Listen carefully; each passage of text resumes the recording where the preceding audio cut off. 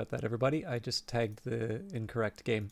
So I was saying that I basically feel like I've been scraped out and I'm as thin as a playing card, and yeah. So yesterday I had a call with someone in Australia, which was fine, but it meant that I got home. I think I was in bed conservatively 12:30, realistically probably closer to more like 1:30, and that would be fine. It's not a terrible bedtime. Sorry, excuse me. Excuse me. On its own, not a terrible thing, but it was combined with the fact that I woke up at about 4:30 and could not get back to sleep again. So I am really feeling it. I wanted to try and get some sort of a nap or something. Just let me take a look here.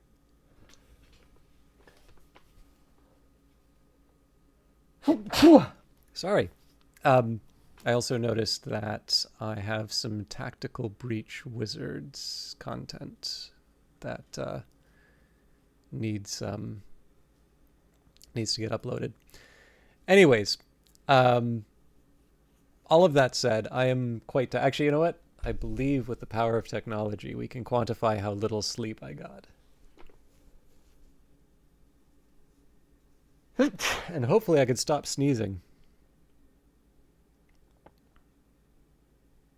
3 hours and 48 minutes. So it says I started sleeping at 12:30 and I was up at 4:22. A little bit earlier than that, but then I went back to sleep. So, yeah, I would say, like, I probably just should. I should have. I either should have found a better timing to to stream at, like got a bit of sleep before, or not. Sorry, gotta sneeze one more time. I don't know if it's the season or what, but it's inconvenient for streaming, let me say. So all of that's thank you, Anishel. Oh, Anishel, good to see you. I remember you from Night Team 4. I know you've had some changes at um, for the company recently. I actually had cause to recommend to a colleague of mine that does actually have a role in cybersecurity. I was able to recommend Night Team 4 to them. They bought it. I don't believe they've played it yet, but I have many fond memories of the game. Um, in fact, I don't believe I ever told you that. I will get into the game, by the way, but actually, for those of you who don't know, let me just take a. Actually, Anishel, do you have a link that's best to connect for you? If you want to do it, you can put it inside the chat. Otherwise, I'm happy to, send the Discord or anything along those lines. But I don't know actually what the best place to direct people to right now. But for those of you who don't know what I'm talking about, Anishel is a game developer, and I think some of you would be really interested in some of these games that were made by Alison Smith. So I first found out about what? Oh, I'm sorry, Anishel. So was. Well, no, you know what? The games live. They, we love them. We enjoy them. I don't think you get to take that title away from yourself, because I have spent many wonderful times with it. But so there's Night Team 4, which is a it's cybersecurity oriented, but there's sort of this almost alternate reality game component to it. So part of it will actually involve doing open source intelligence and regarding some of the targets. There's also a sort of level editor inside of it. There was a game called The Black Watchman and a Nero. Lots of really interesting games. I really recommend. Actually, let me take the time. I'll at least get you Night Team 4. But the thing I wanted to share, Anishel, was someone. So I had. I'm trying to remember. I don't know if you gave a key or I had a spare key for Night Team 4. But anyways, I gave it to um, I gave it to a viewer. That viewer, it's gonna sound like I'm making this up. This is genuinely happy. That happened, and I was so happy they took the time to come back. They played Night Team 4, and the next time they stopped by the stream, they were in a university program specifically for cybersecurity. And they said, I don't know if you remember this, but you gave me a key, and I am studying this now. I was utterly captivated. So, I have to acknowledge and note the frowny emoji. But I really do feel that you had a big part in making that game. You created an experience which touched a viewer in such a way that it brought on a change in their life in terms of education that they took. So, for what it's worth, it's a tricky one because obviously I'm also speaking in about things in the past. But yeah, it's funny. I'm sure there was another way that I could have communicated that to you, but I do not believe I've ever told you that story, and it is one that I still think of very fondly. And obviously, you made the game, so you have a much bigger part in that than I do. So, anyways, for those of you, I'm not even necessarily going to say among the viewers that Night Team 4 is going to be necessarily your favorite. I think some of you will actually quite like the Black Watchman.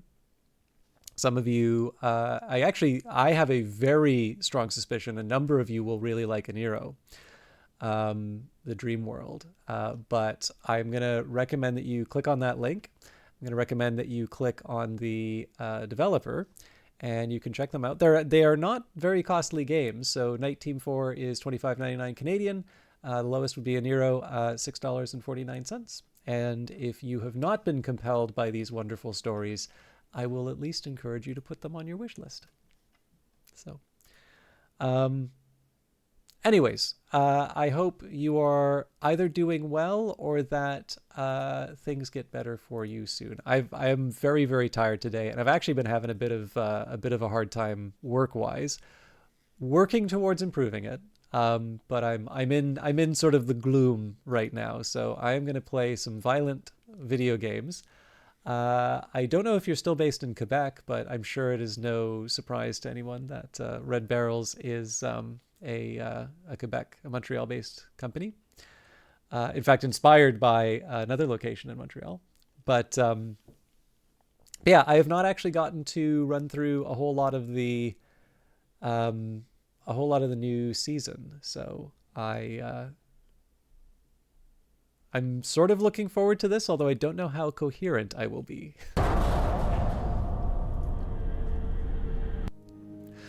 It's so the funny thing, Pugpork, I think I've found a new position which would be really, really great, but I do not know what the timeline is going to look like in terms of getting in there, and I do have a suspicion that there is sort of a bit of a ticking clock in terms of what I can bear.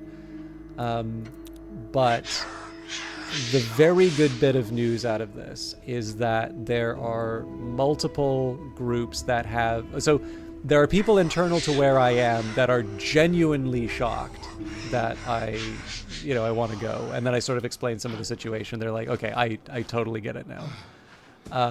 But there are actually multiple competing groups that have expressed in very, very clear terms exactly how much they value sort of my skill set and what I do.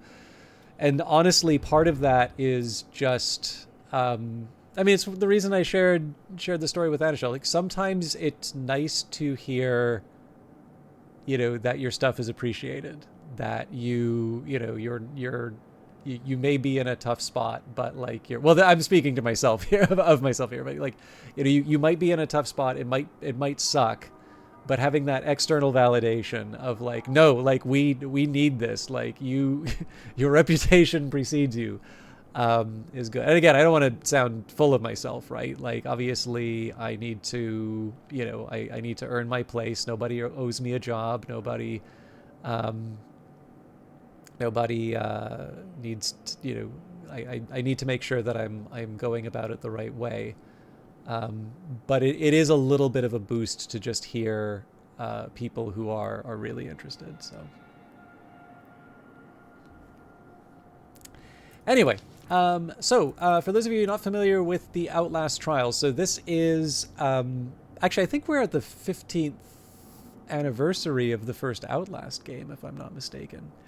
Outlast is it's a first-person horror game by the Red Barrels, a Montreal developer, I believe inspired by the events at the Allen Memorial Institute, I think is the full name, at Mount Royal Hospital.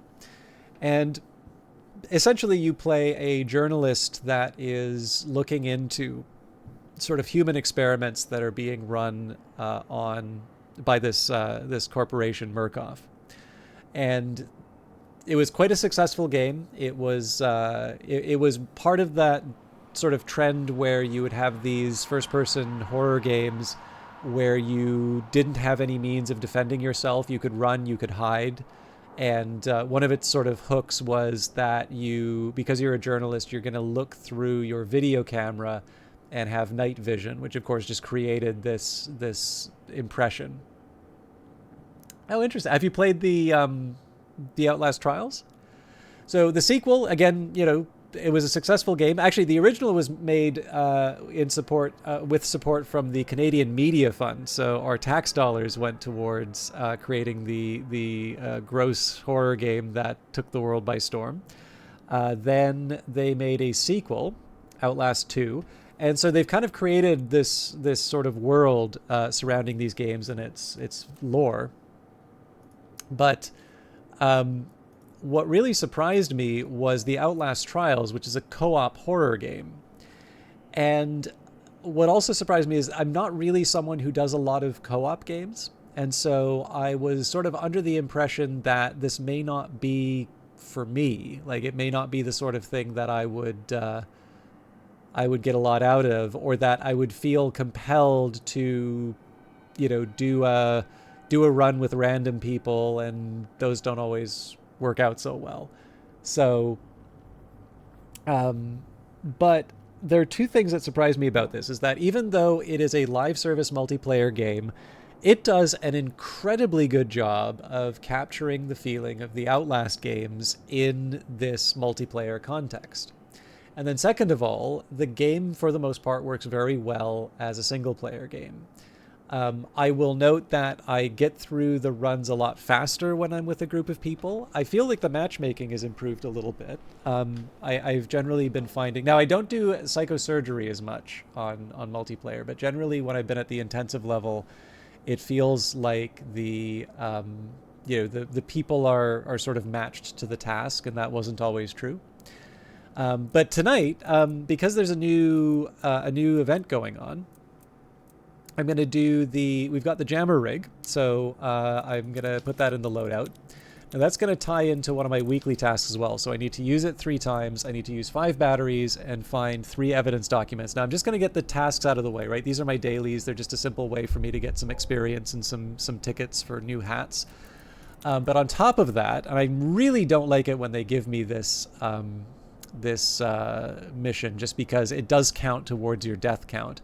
So there is an upgrade you can get for the jammer rig, which will revive you if you die. Now, technically you can revive another reagent if they die using the jammer rig, but if I do like a random multiplayer, I'm kind of expecting, a teammate to die, and then, that's not guaranteed, and I don't want to create conditions under which somebody's taken out. So we're going to take a quick run through Cancel the Autopsy, which I can do pretty quickly. We're going to get the usage of the rig and the batteries and all of that done. We will deliberately die, which will hurt my score, but, it's for my weekly. And then after that, we're going to learn the new levels as part of the new season. And then from there, I'll try and do a few of the other seasonal tasks. But this one's just going to be a warm-up, particularly because I'm sleepy, and I get chatty when I get sleepy on top of my normal chattiness. You cannot allow evidence to determine the course of justice. Corpus delicti. Find the bodies and grind them to slurry, and we will let you out.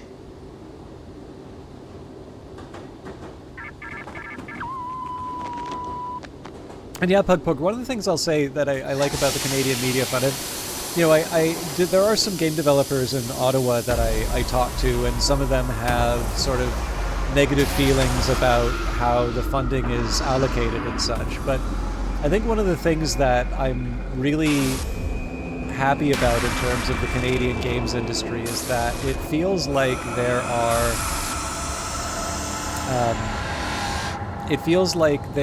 there's sort of foreign direct investment, right? You've got your Ubisofts, you've got your EAs, and I worked in film, but the Canadian film industry, except in Quebec, which is very strong because, of course, of its cultural heritage and the specific efforts that they put into preserving it. Canadian film hasn't quite seemed to have worked the same way as Canadian games.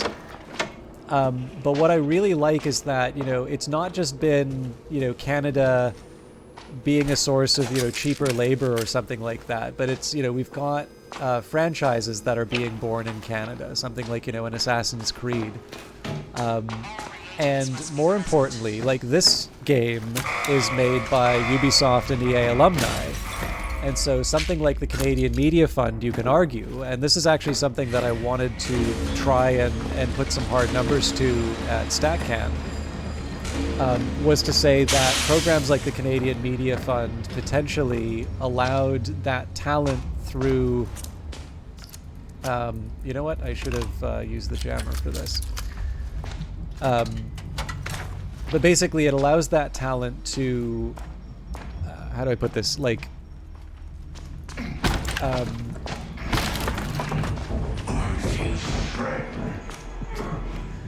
want to dodge the berserker, but it gives you can acquire those skills, you can learn at one of the established firms, but you are able to, with that kind of support, turn that into your own expression.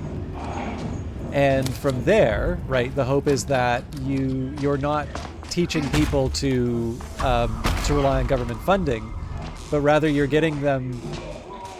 Okay, I've got a baddie on his way. You can't hide from me.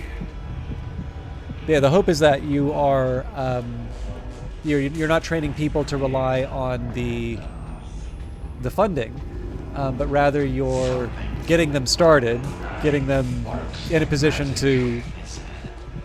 Come on, man. Getting them to a point where it's, they're able to fund their own operation. I mean, this is the dream, right? That is not an easy thing to do in gaming. But yeah, essentially treat it a little bit like they're very generous loan terms, so that you are seeing Canadian firms creating Canadian games, whether it's something overtly Canadian like The Long Dark, or something, depending on your feeling on the garrison mentality and its usefulness as a...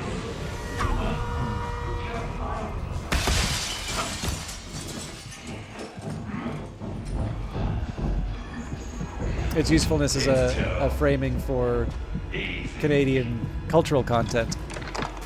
Ah!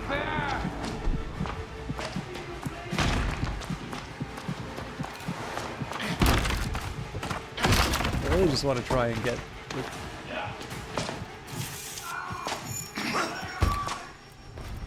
What am I trying to do again? Batteries, jammer rig, and evidence documents. Okay, so I am going to want to double check a couple of the areas here. But yeah, this one I think, depending on your feeling of the garrison mentality, I think there's an argument to be made that there's a bit of that here. And maybe it's sort of the inversion of a place that should be about sort of healing and keeping you safe. Oh, that's right, I forgot that it gives them a bit of a stun to hit the thing out from under the legs.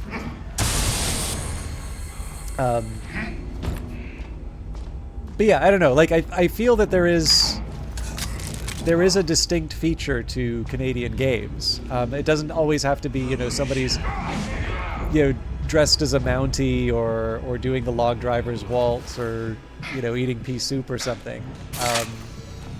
But I like that there is something to sort of support Canadian games, even if they've, you know, sorry, it's, I like the fact that that exists while still allowing, you know, that foreign investment to potentially give people their start. Like, you know, you got to learn somewhere, right?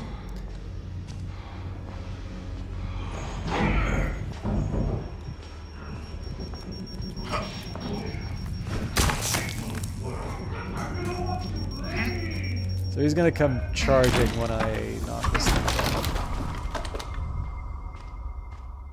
I'm kind of taking my time on this one, which is not ideal. This is supposed to be a quick run, but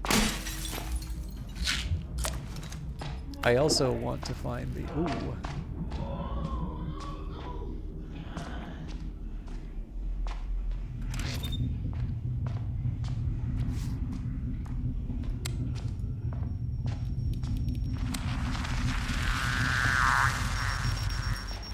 It's easier if I deal with the lockdoor. Alright. Back on track. I don't really need this, but it gives me a chance to use the jammer rig. So it's 2 more batteries and evidence. I may have to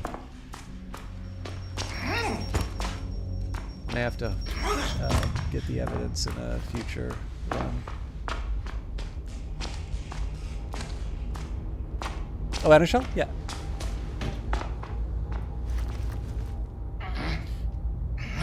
I think the gateway drug for me was Night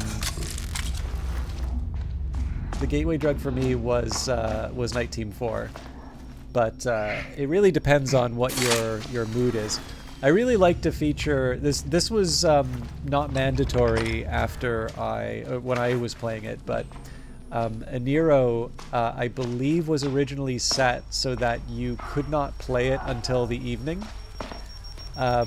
And then you can kind of see why that's like a fun thing to do, but not very practical from a, you know, a like keeping the audience happy kind of sense. Like people have jobs that sometimes require them to like not be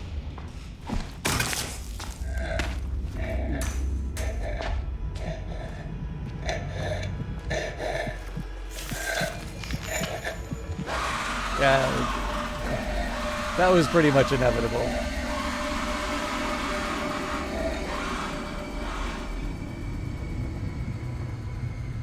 But yeah, so you know you'll have people who really want to play the game, and it's not that they want to like play around the edges of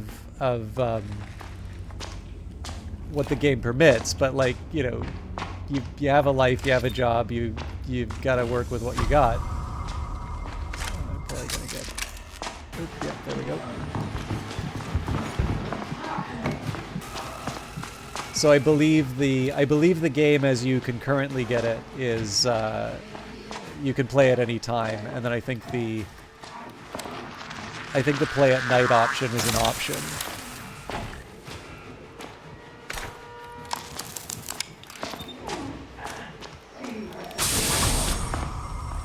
But I honestly really like seeing that kind of stuff. Like it to me, it's. I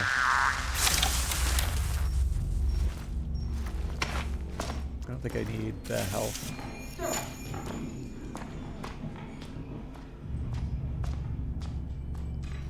Okay, just need to kill one more of these. There we go.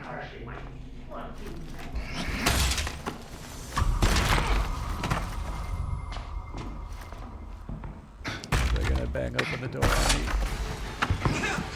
Well, crap. I should be able to get away though. Oh, go to hell.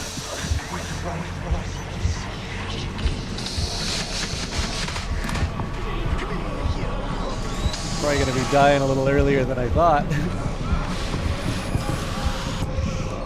Yeah. All right. Well, we have the pacemaker.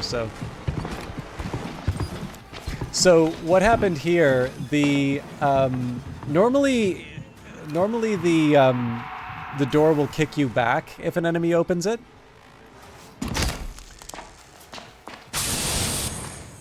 Oh wait, no, you've played Outlast Trials, so you know you know how this works. Yeah, so like normally they kick you back, which I think is like fair. But you know, I use my evasive maneuver and apparently just stay in place for the.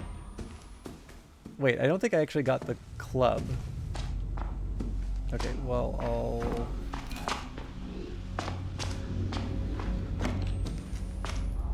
I'll worry about that later.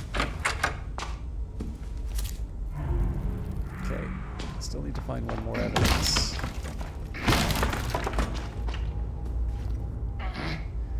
Yeah, I mean, I suspect what happened was the pusher went into the room shortly after the giant did, and I just didn't have the perspective to see it. But yeah, sorry, Pugborg, I forgot that you've played this already, so I don't need to explain like what each enemy is doing. I think this might be Henrietta. Yeah.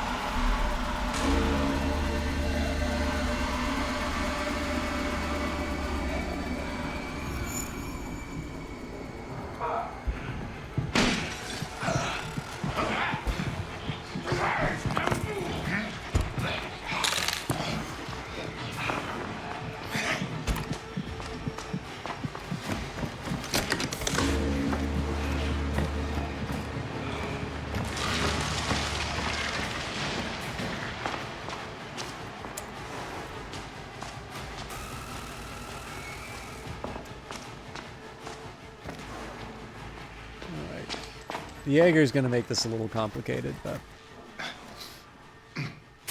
anyway, yeah. Like, so I realize why a mechanic like a Nero's doesn't like work for mass appeal thing. The only thing that I find a little tricky is that, you know, when you have a game like Cultist Simulator, that one is quite deliberately niche.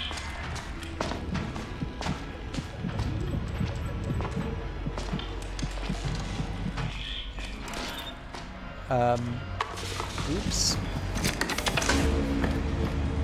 I want to see if I can find an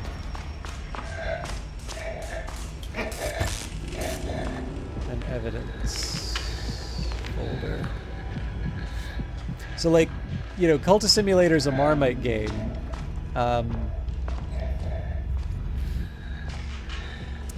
But the way it's a Marmite game is based on taste, right? So, like, you know, you may not care for what people call the grindy mechanics.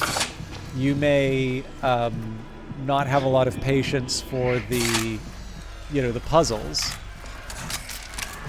But the kind of... Oh, God...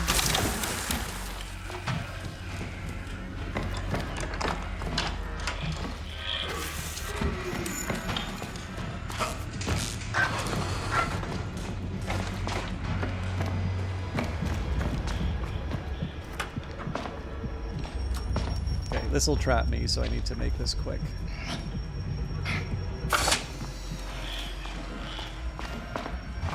Sorry. Jenny, do you think the mobile release of Cultist Simulator tracked? No, that's absolutely fair.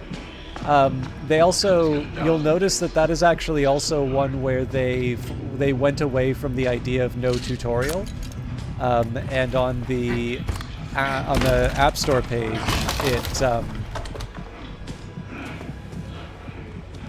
it was pretty clear, like, this is a weird one, you know, fair warning.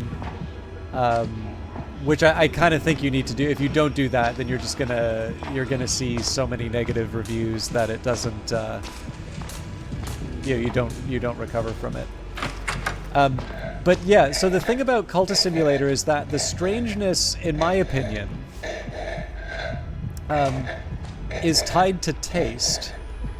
And so you may not care for the puzzles or something like that. And some people will absolutely love them. But in the end, like that is very much a feature of the player playing it. Like you and I mean that's going to be what any game faces, right? Like, you can try something. I don't think anybody goes out, to make a commercial game and says this is this is just going to annoy everyone. Like we're really going to make a real stinker just because we can. I realize a lot of gaming YouTube suggests that that's exactly what developers say, but I would be hard pressed to find an example of someone who genuinely wants to do that. But of course, there are games that are just simply not successful for any number of reasons.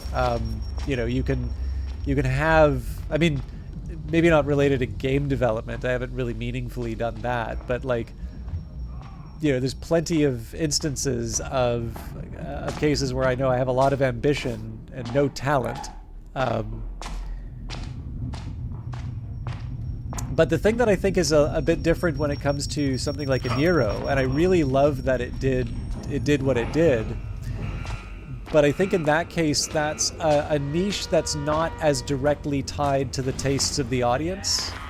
This may sound a little weird to say, but what I mean by that is, I could actually really love games like a Nero, and there are a number of different factors uncorrelated with my enjoyment of that type of game that prevent me from playing at the hour, which is why I think that can be a bit of a funny restriction to deal with, and why I think, ultimately you have to at least introduce it as a possibility, but give people an option of moving around those hours. Where's the... Okay, we should be... Oh.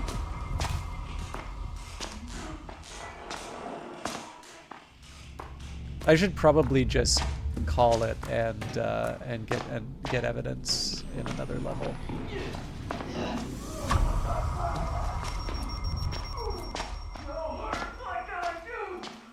There are a couple places I haven't checked yet, so...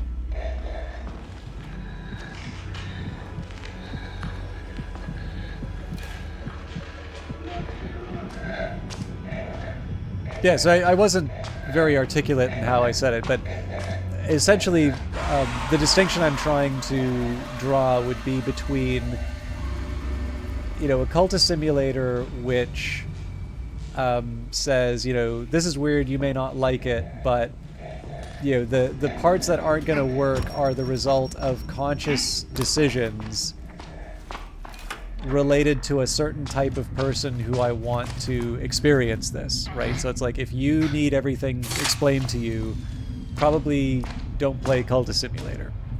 But on the other hand, the idea of a game that's tied to a particular hour, like a particular time of day, really, really interesting idea. But the time of day, as far as I can tell, is not necessarily correlated with features that would say you're a fan of those types of games. And I can contrast that to a game that I really like, another Canadian game, Super Brothers Sword and Sorcery EP. And that... There's my evidence document.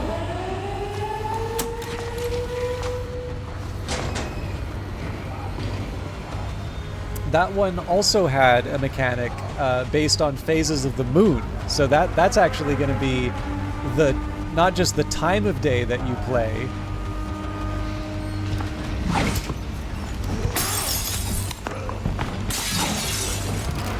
but that's actually going to be tied to, I believe, the day of the week.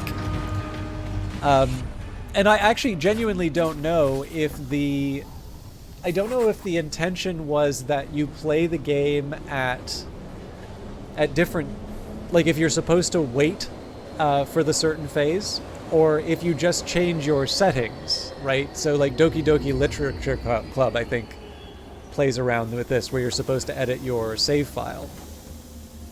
Um, but yeah, again, like it's just one of these things where there can be there's uniqueness that's tied to the demographic, I guess, for lack of a better term, or the intended audience. And then there are those little things which are, they're interesting hooks, but they aren't necessarily identifiers of audience. So but I mean, again, the other thing is you can always change the time for your character. Like, there's lots of ways to do. If Aniro didn't make the change that it did, I think there's lots of ways you could still enjoy the game. But in my opinion, there is something really nice about a game like I keep mentioning this, but like Cyberpunk, in at least one of its rule books, sort of said, if it's sunny outside, like go play outside, right? Like wait until it's like a rainy day and like it's the right mood to play Cyberpunk. Now, obviously, most of the players probably didn't follow that advice. It's hard enough to book people for a tabletop RPG session, let alone like trying to work around the weather. But I think it's a good sentiment, right? Doki Doki was definitely the start of the mainstream games interacting with your device in an interesting way. Okay, interesting. Yeah, I've never played it. I'm aware of it, and like people obviously talk about some of the fun little tricks that they do in that. I think I'm actually gonna hang on to the. I'm gonna wait on the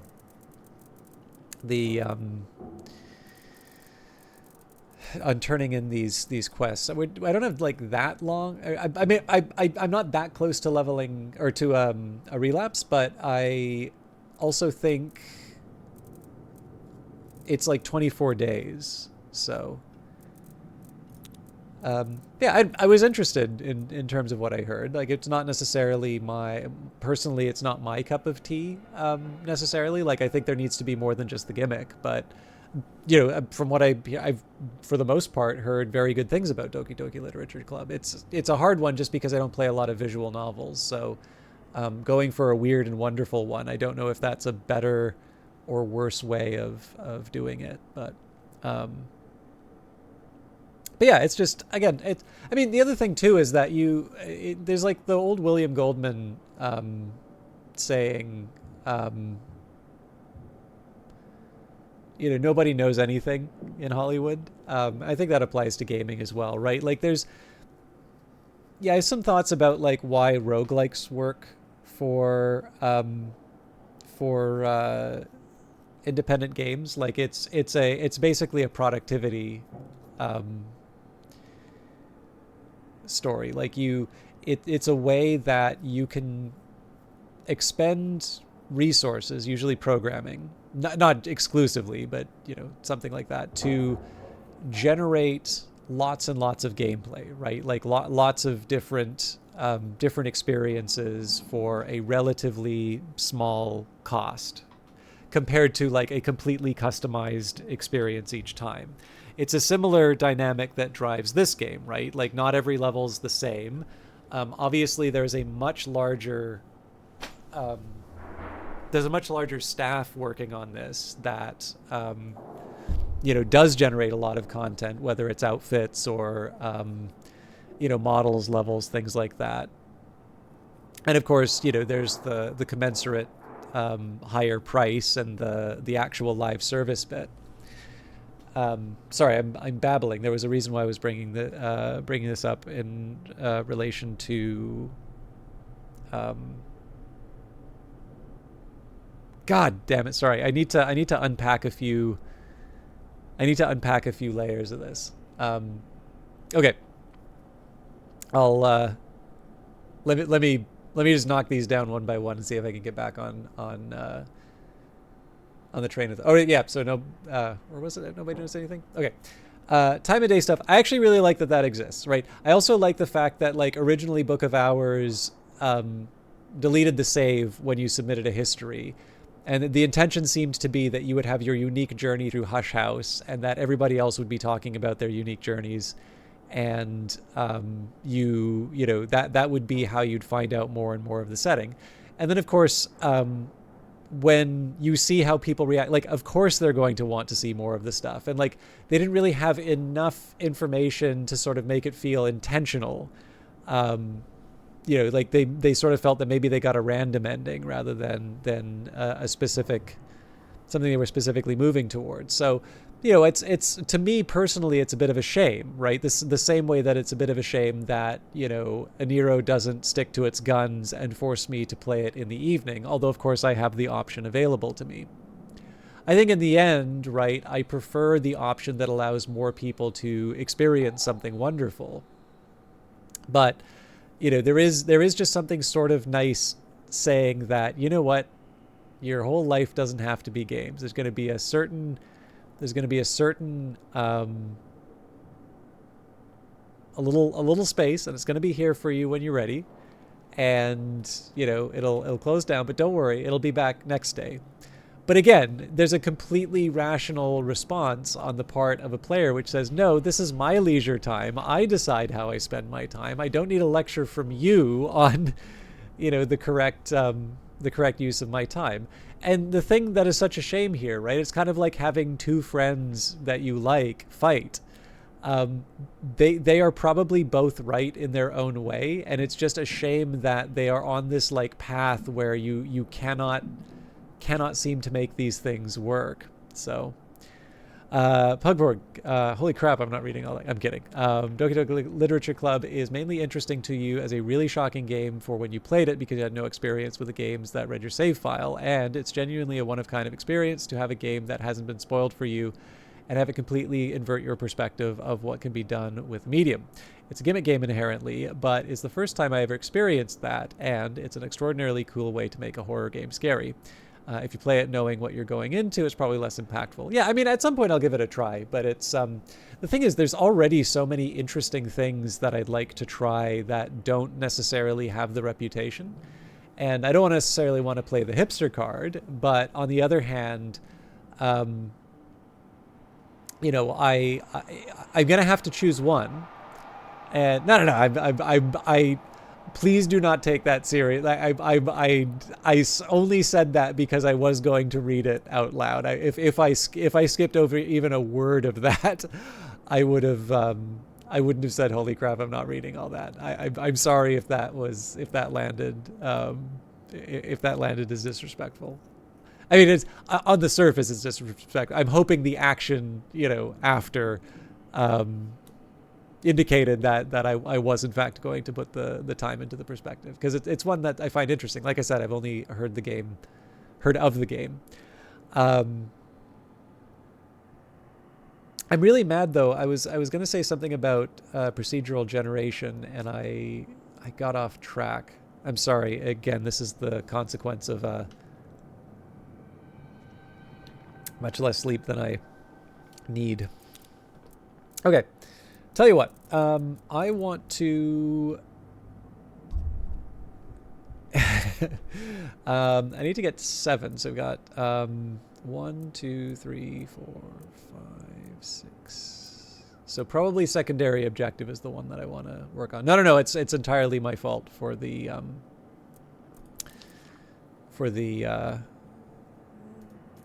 there's some reason why I brought the procedure. It was something related to the like nobody knows anything thing, but in the end, right? Like, whether it's Doki Doki, whether it's, you can really pick anything. Like, I try not to reduce games down to gimmick. Like, sometimes there are. Like, sometimes you'll play a game and it's like they really only have one trick to play here, and sometimes it's really great and you love it, and other times it gets a little tiresome. And I think in the end, a lot of that's also going to depend on who the player is.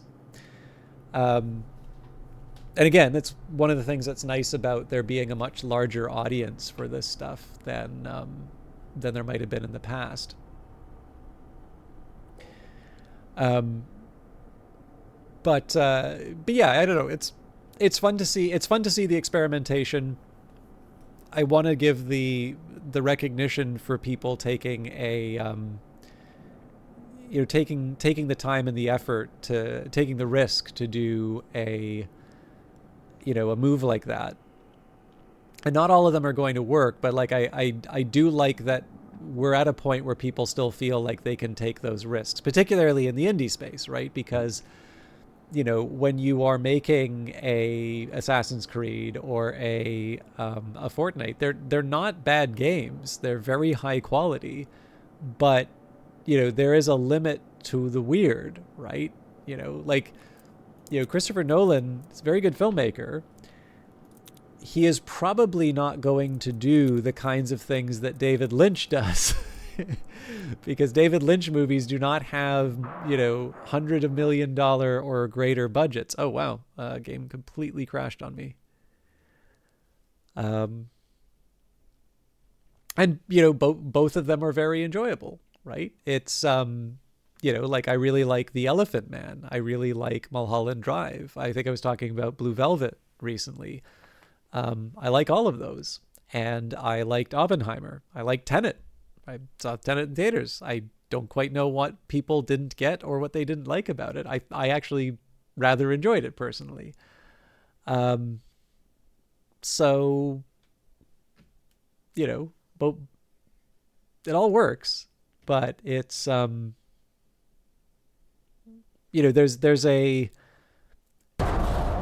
just a very, like, this is actually one of the reasons why I keep, this may be the best,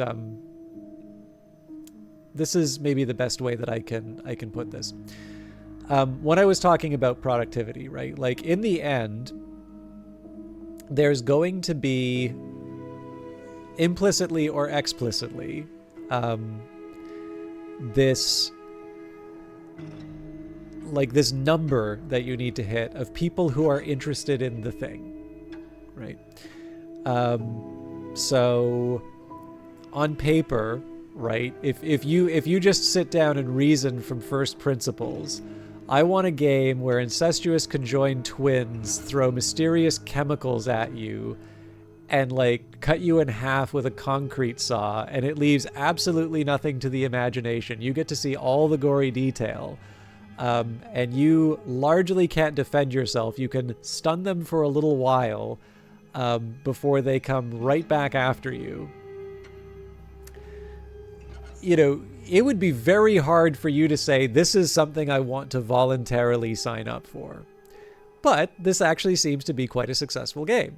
And obviously that's the you can go back to poetics and talk about, pity and fear and why people want to watch tragic things happen on the stage or whatever. There's a very, very long tradition of writing why people sort of voluntarily take on these seemingly negative emotions. But in the end, right, it comes down to this question, like, the Red Barrels presumably would not make a game that looks like this and has this many levels if they felt there was not a, the kind of, if you just look at the Twitch numbers, right, there's probably somewhere in the neighborhood of 1,000 people streaming it, give or take a couple hundred viewers, I would guess. That's like, I don't know offhand. I'm sure that's available on the page, but like, it's fair to, you can get that. You can probably make a proxy for the number of people who would buy it, et cetera, et cetera. And likewise, right, so from there, it's like, what are some of the, like, there are some things you're not going to put in a game like that, from a sheer, like, we'll go bankrupt if we do this sort of thing. So for instance, anything that would result in a hard regional restriction, right? Like, so this game is violent, bloody, it's got, quote unquote mature themes, but they don't show you anything that would be like, you need to get the hyper restricted, you're not allowed to buy this on on a console, or like I can't remember, it's like, I think there's like I think it's AO is the ESRB rating. I don't know the PEGI equivalent, but that's not that's not going to be in a game like this, because they're just simply, you would need to find a way to reduce the costs. And likewise for indies, right? You absolutely can experiment, but the weirder you go, You start thinking about, realistically how many people are going to want to experience this, at least to the point where it ceases to be sort of like a charity case, right? Like there are absolutely people who make art films or spend money on art films, and they don't do it expecting a return. They do it because they want to see something beautiful in the world, or a tax write-off, or what have you. It's a form of patronage, I guess, right? Like you didn't see the works of the Renaissance weren't necessarily made because they were going to get a good box office. And I'm not entirely sure. Like, I don't want to be too like Chicago school on this, but the fact of the matter is like, we may not be in the Renaissance, but there's a lot of really good stuff that's being made by giving people the tools and letting them decide what they want to make and at what price they sell it. Is it like a new golden age? Is it the greatest era of culture? I don't know. I really like old books, so it's hard for me to say, as good as the Outlast Trials is this a cultural artifact that I think represents the pinnacle of human achievement? Probably not, but I think it's a good time. I clearly feel there's value in streaming it. But where it comes back to the productivity thing is that, like, you do procedural generation because it allows you to make more game for less cost. And whether that's something like RimWorld, where you're giving this big experience generator, or a procedurally generated level through some kind of a roguelike, it's one of those things that can give you affordable replayability. So where you'll have something like the Outlast Trials, which will spend quite a bit of money to give you new experiences, the independent version of that is to say that we still want to give you value for money, but the way that we're doing that is by introducing this form of generation that will produce more and more experiences. And again, all of them are viable, right? Like, I don't think Weather Factory in any meaningful way relies on procedural generation to give you experiences. There's randomization, but I don't want to reduce like a draw from a deck of cards to procedural generation in the way that would compare it to RimWorld, let's say. Yeah, for sure. And I mean, like, this is the thing that's nice about it, right? Is that the more the tools become available to people, then the more you can experiment. Like, in theory, if you had an idea for a game, you could just hop into Fortnite creator mode right now and you could make it. And in fact, like, so in creator mode, like, you'll be limited to things that are Fortnite shaped. You'd probably struggle to make something like a turn-based strategy game. And maybe, I mean, the one thing that I find kind of amazing on this one is that apparently there's a bunch of Star Wars assets available to you. So if you want to make a Star Wars game, you can do that. And then, maybe you want to make something a little more complicated, something with a few more rules. Well, in that case, you've got, Unreal Editor for Fortnite, which is sort of this middle ground. It's not a fully independent title. You're not able to release it on Steam as its own thing, but you're able to, you have something that looks a little bit more like a proper engine. And, I don't think it's a coincidence that some of, like, this is an old story, right? So if you look at Dota, CSGO, those started off as mods, Fortnite, Battle Royale genre, I'm going to say DayZ, mod. But even then you have like auto battlers, Teamfight Tactics, Auto Chess, Dota Underlords. That was a mod on the derivative of a mod, right? Auto Chess started in the Dota 2 workshop. So that's an old story. But if you think of something like Lethal Company, I believe Zeekers got their start doing Roblox games. And again, there is a line between the developer mode and the player mode, but it's definitely, that line is starting to blur. And I mean, in the end, Zeekers just graduated out and, developed in Unity. but they learned how to make a game through Roblox. They focused entirely on making an experience that people wanted to play. And then afterwards, right, you have something like, the Unreal Engine to take you to the standalone one where you're not making the Robux, you're making actual money.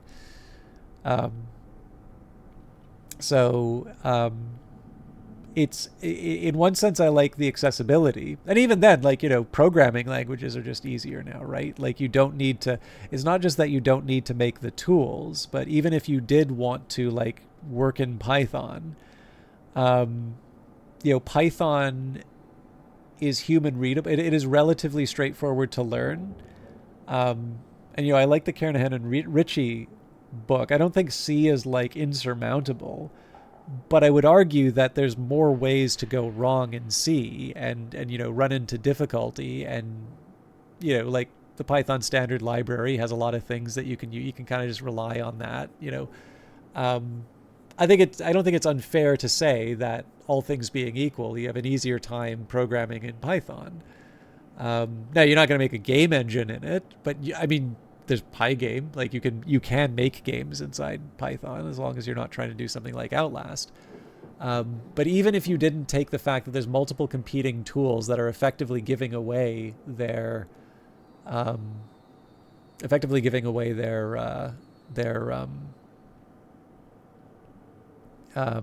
how do I put it?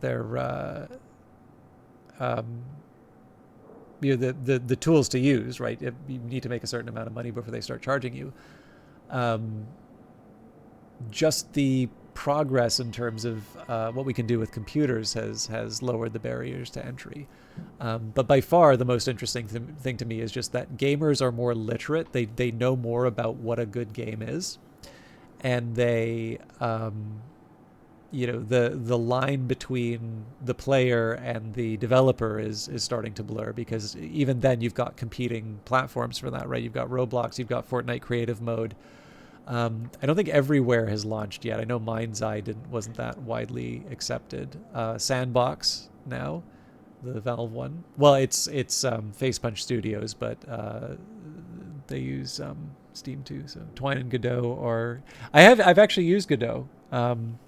But yeah, like, that's just, I would argue that, like, Godot would be the harder mode, just because there are now play experiences for people that incorporate the creation tools inside them. And even then, like, you can even say, like, Minecraft, to a certain extent, you have the ability, you have a certain degree of expression there. You're probably not designing, like, game logic, so I don't necessarily want to go directly into that comparison, but yeah, again, like, this is all to the good. There is like a trade-off to it, right? I imagine it is very, very difficult now to make a living as a game designer. And I don't want to be indifferent to that, right? Like, I have sort of the mixed feelings. I like writing a lot, and I have largely reconciled myself to the fact that I am not going to be paid for my writing, save for whatever I do for my employer, which is, fine. Like, I'm happy enough, for that niche to get value out of what I write. But let's be real, right? Like, it's a far cry from, like, I'm Chaucer and I'm doing the 21st century Canterbury Tales or something. So he was a civil servant too,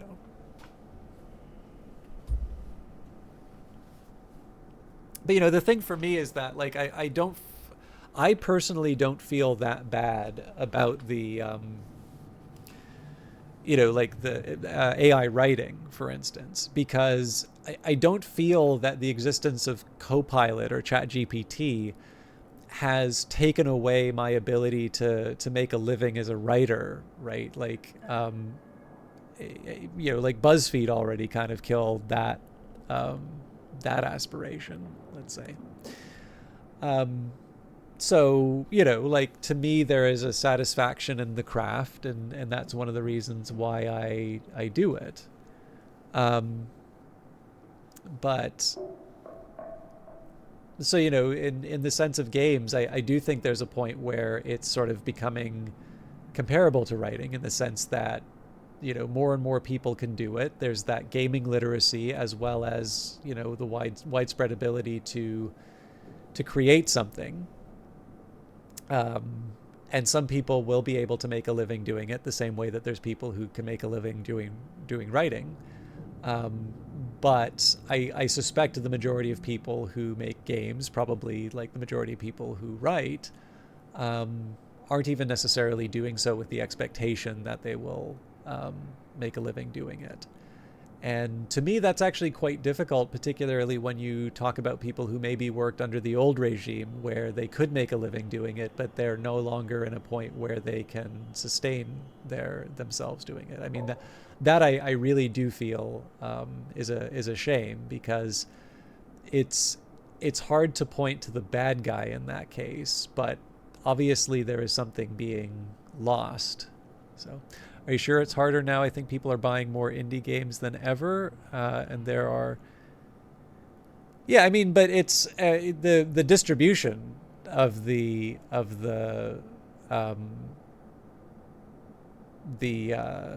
those revenues matters quite a bit. So the like a RimWorld really exists as a hobby, right? Like gaming becomes RimWorld there, or Fortnite, right? Fortnite is not just Battle Royale. Fortnite gives you lots and lots of options of playing all sorts of different experiences and never going outside that launcher.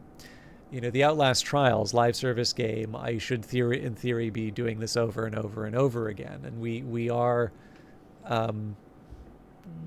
definitely, attention is the thing that's very scarce, and the people who are able to get it have some big rewards. So, it does depend. Part of this, in my opinion, I don't want to be unkind or unfair to game developers, but I will say there are productivity problems, right?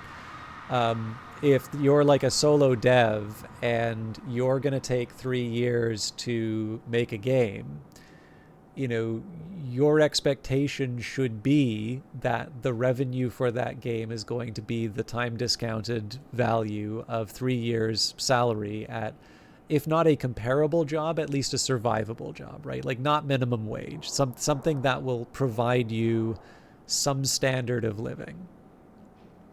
And most games are not going to make that. Most games are maybe going to make a month of that kind of wage. Now again, it's probably more meaningful if you look at those numbers and you remove the ones that did not have any expectation of seeing a financial return, or did not want it, right? They're art projects, or they're just somebody putting it up for the sake of of showing this thing. But the fact of the matter is that because there are so many new entrants into gaming, and we definitely are not wanting for quality. So I guess I would say I genuinely don't know if there are more people sustaining a living making games now. That I don't know for sure. But I definitely think it is harder because you have multiple competing high quality products that often cost less than what a fair return for your own game would be. And then again, that's where you get niches, right? That's why Weather Factory is really good at what they do, because they make Marmite games. They make games that people love or they hate.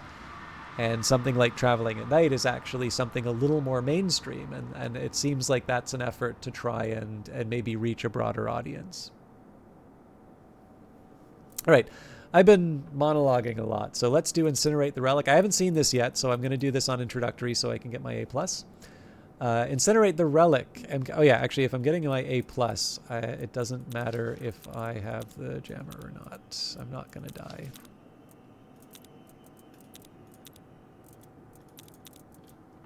You are the heretic and the zealot. Relics are the proof of an impossible gospel, the belief that makes whole the deservedly slaughtered lamb. Pay your way into heaven, incinerate the relic, and we will let you out.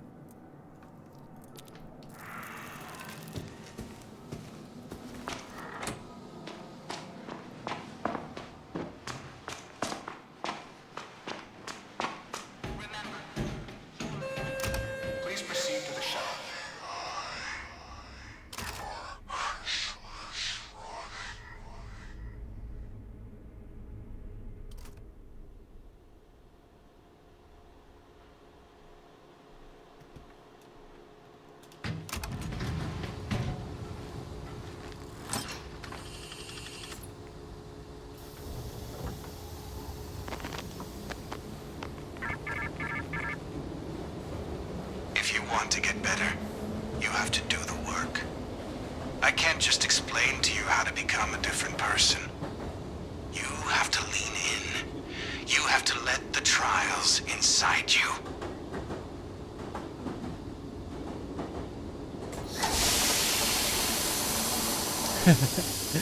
Oh no, Revive Snow's here! Seeing me play on something other than the lowest, on the hardest difficulty.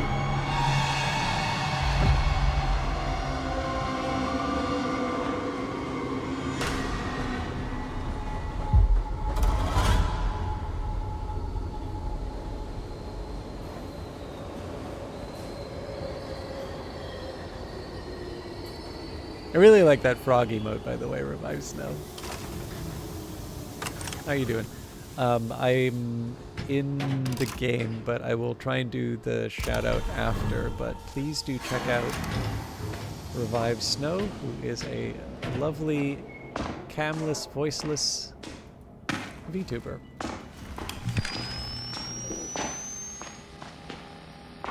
I should probably not use the X-ray as much, because a lot of this is about learning the level. I'm pretty sure this is the end part of whatchamacallit, spoil the auction.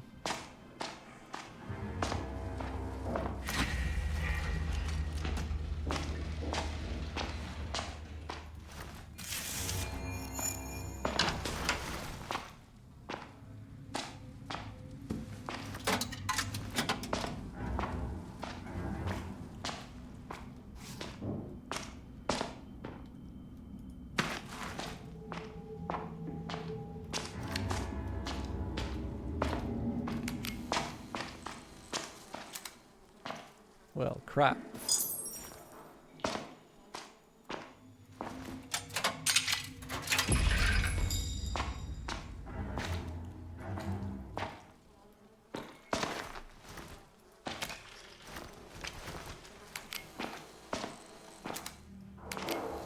You know, I've never actually triggered one of these things before. I don't know what they do to you.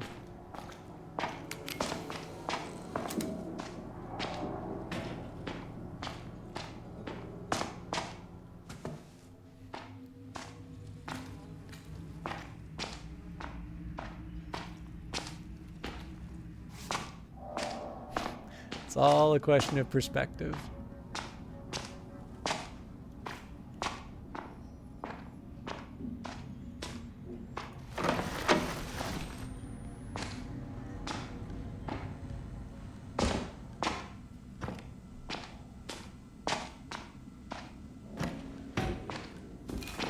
I feel like I've really messed something up here. Take the glasses off, thank you.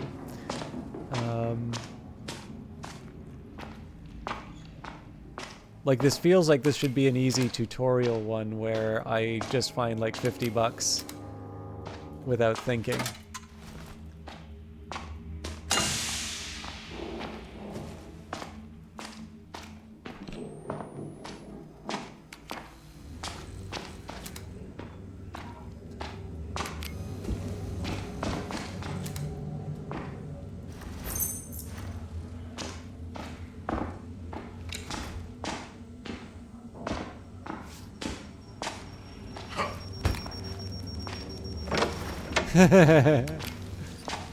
I will mention, by the way, so because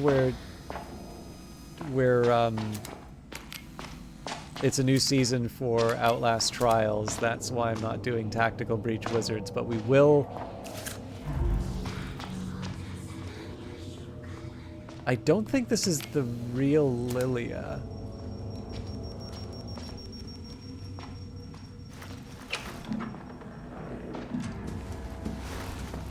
You know, all the key shipments are blocked in the Strait of Hormuz. Irony is, they actually paid to go through, but the captain was the captain of the Ever Given, so, you know, it's blocked again.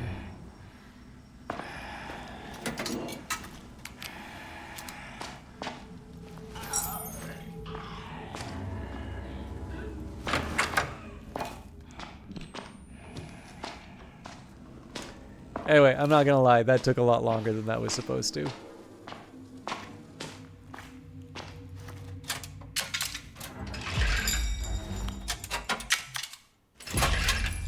You're kidding me. Alright, back we go.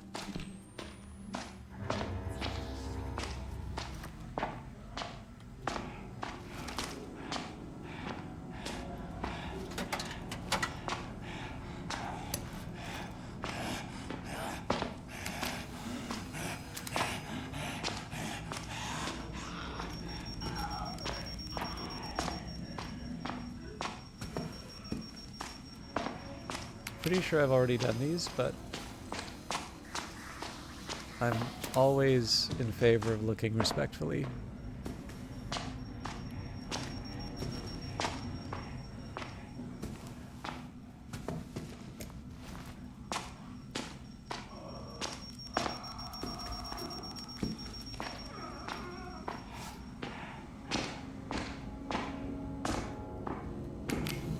Aha.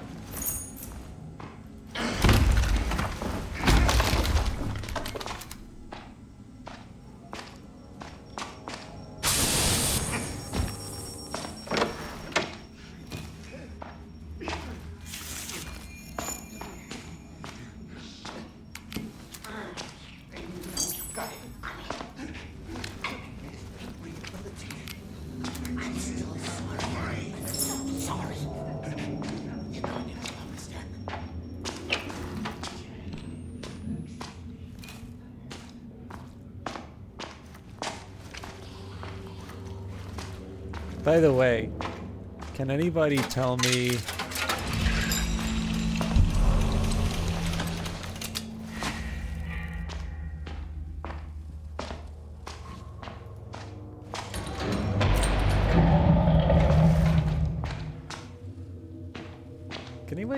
the name of the largest ship or rocket that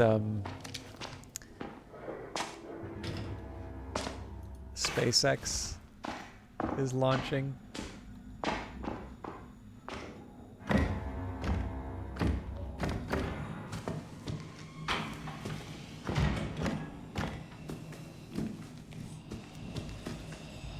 That's not a good sound.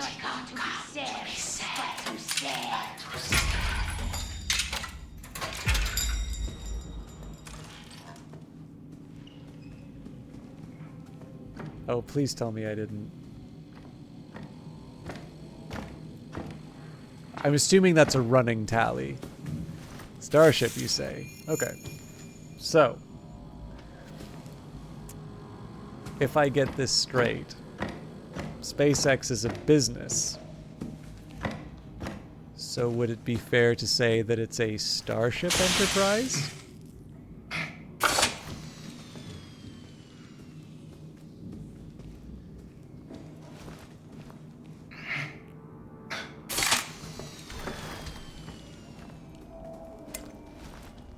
It is entirely possible Lilia is one of these.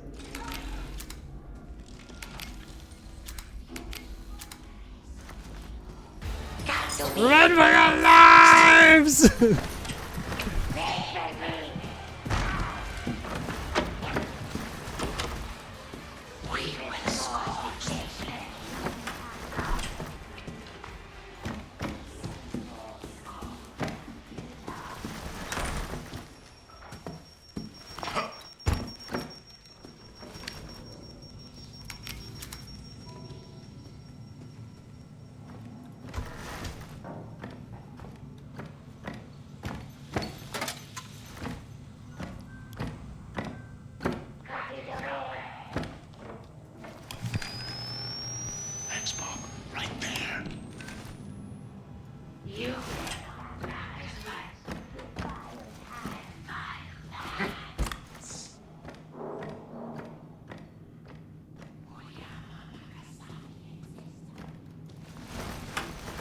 The challenge with Lilia is that she makes it very hard to systematically go through levels. Which is of course the whole point, but still. I'm mad.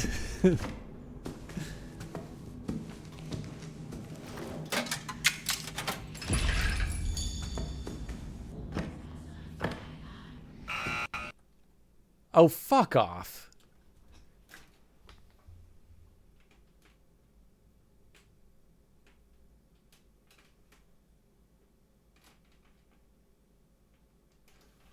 I'm actually wondering if this is an overheating thing. I'm going to send and close.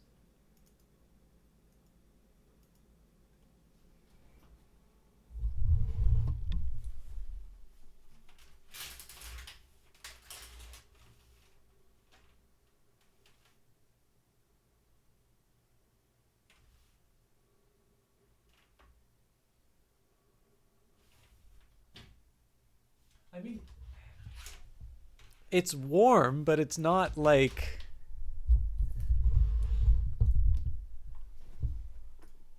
Not appallingly so. Like, it's... I wouldn't...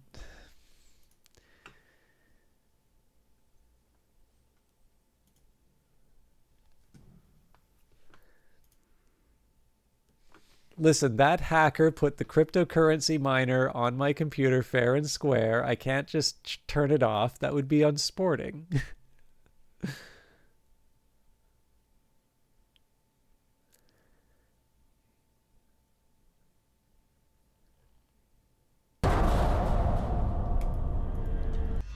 I think I have like the frame rate limits on and all of that. I mean, I've turned the settings up. Like, I'm, you know,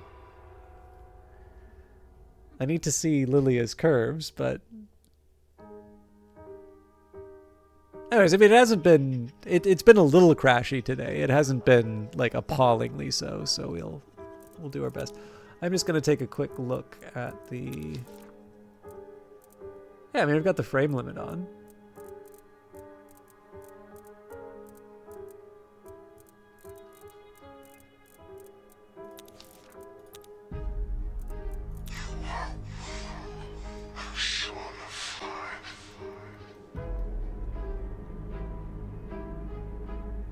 Ah, it's the carpets that did it, is what you're saying.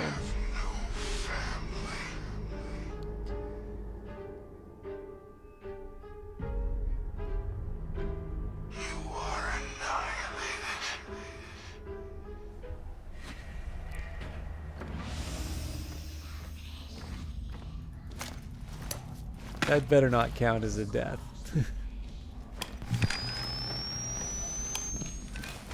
That...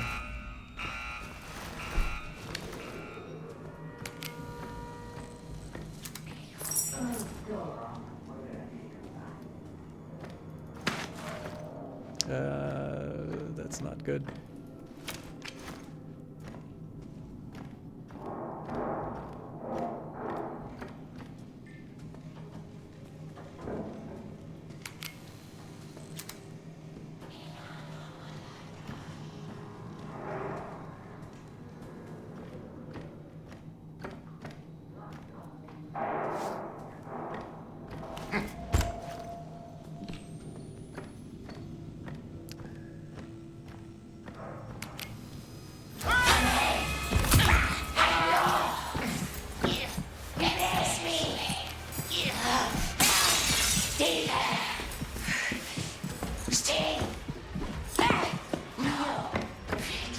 Ah, that's not good.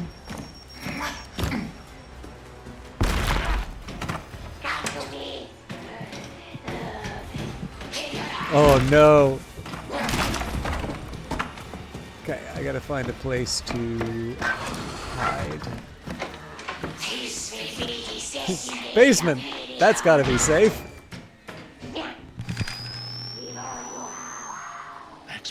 Right there.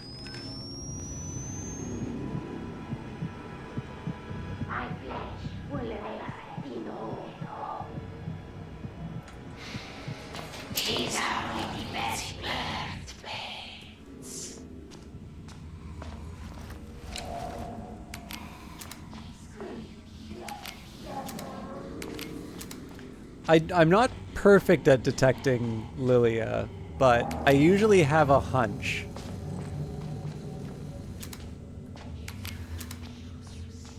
What I really need to do right now, though, is find something I can throw. Like that.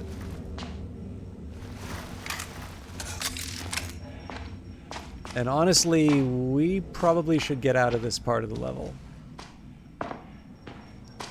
So we don't necessarily have a good idea of where Lilia is, but we definitely know. Let me just see. This is introductory mode, so okay, so it doesn't count as a death when I crash out. That's good to know.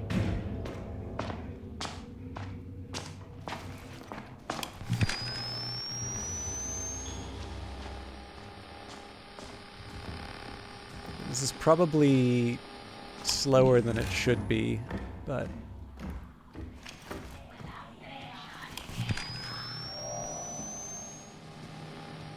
Watch out.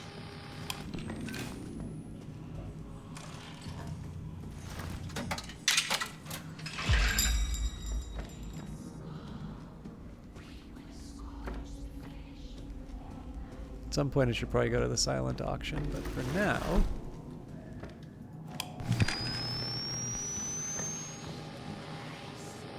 I think we're gonna crash again. Well...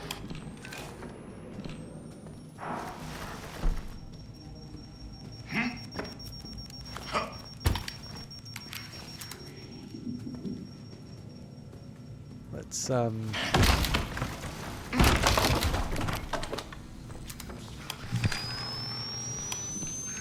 So she's gonna show up and, like, come after me at some point. Right? It's unavoidable. It's kind of the experience, but I can at least try and make hay while I'm reasonably sure. I thought I heard,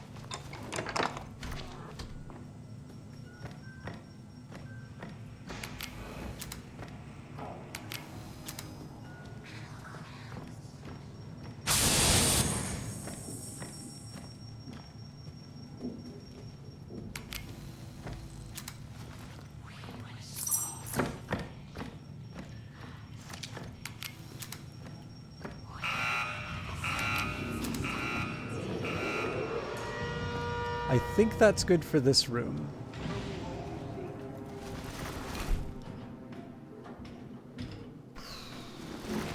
Okay, not great, but...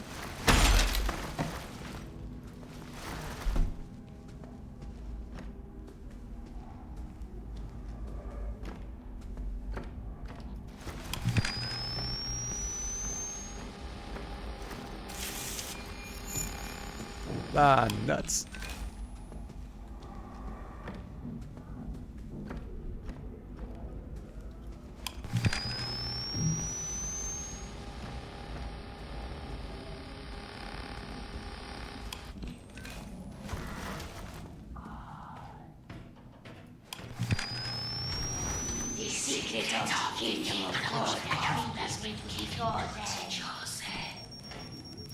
That was quite lucky.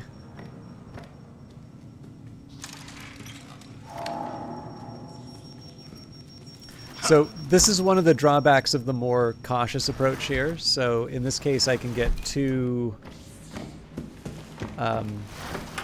valuables, and then I need to run back into the to deposit them.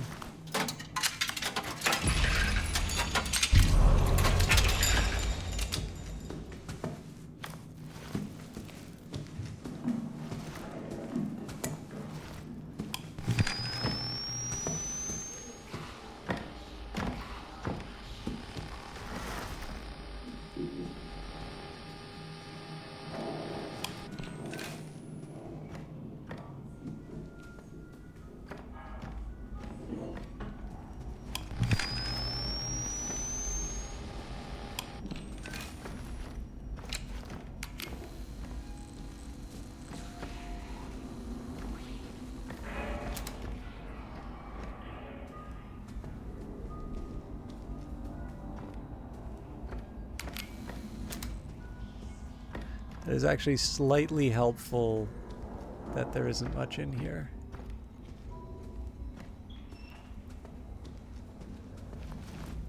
Also helpful that there's a lockpick here. Again, the shameful part of this is that it's this is the introductory difficulty. It really shouldn't take me this long to do a 15-minute event. Ooh. I don't know what's going on, but definitely feels like there's weird stuff happening. Okay, so I'm gonna ditch the key.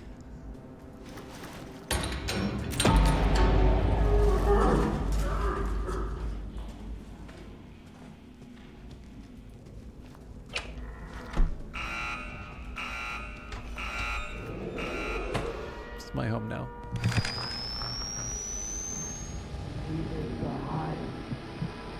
That's Bob, right there.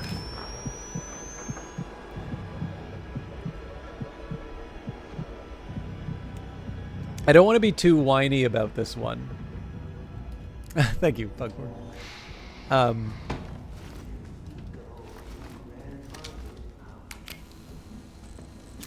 In my opinion, the one small drawback about this one is like it's the problem I run into with Despoil the Auction in the best of times. And actually, you've basically hit it, Pugporg. Like, especially solo, the hunt down the gems, even when you don't have, you know, Lilia hunting you down.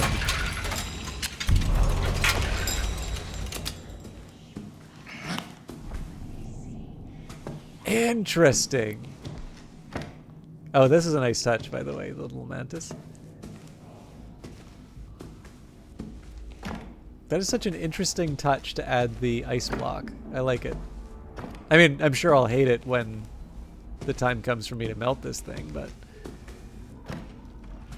yeah, the one small drawback in my opinion is the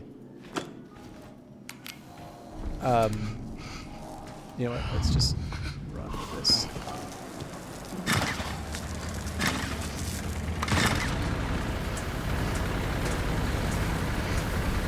Yeah, when I go solo, the finding the gems is always a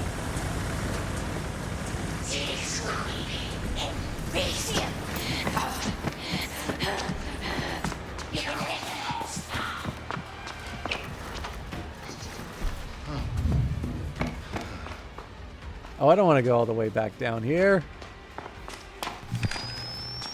That's Bob, right there.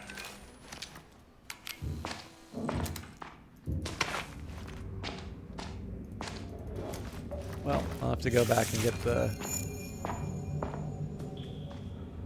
goodies.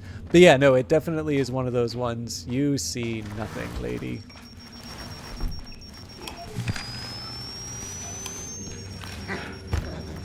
All right, well, let's make the best of the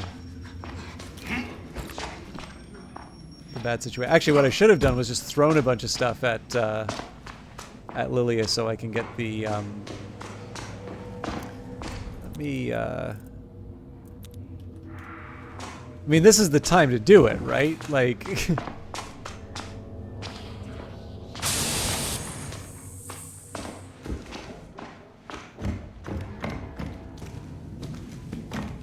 But yeah, anyway, sorry, I'm not, it's a simple point and I'm taking forever to make it. I feel like the hunt for jewelry is sort of the effort is quite significant when you don't have other people. You know, I don't necessarily know. Okay, there's the wolf.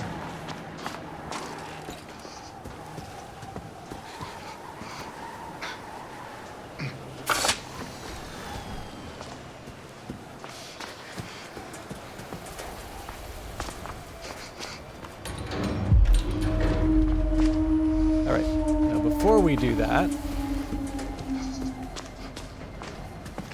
I'm going to look respectfully again.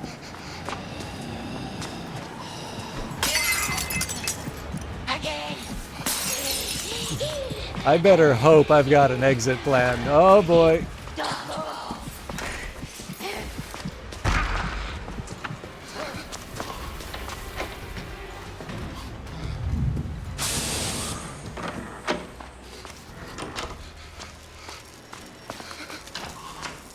Woohoo!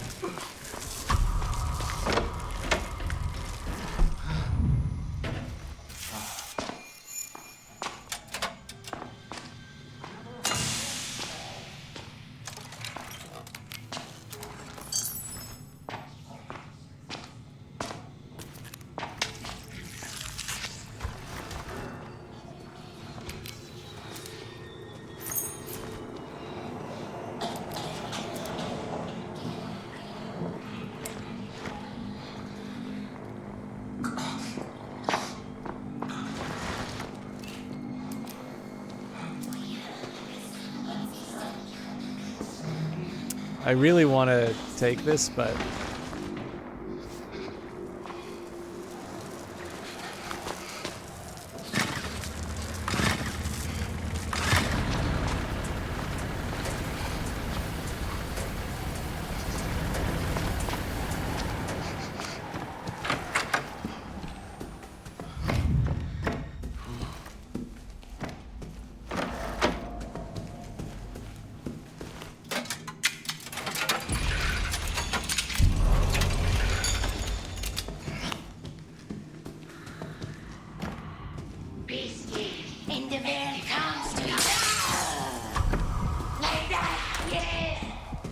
I haven't planned here.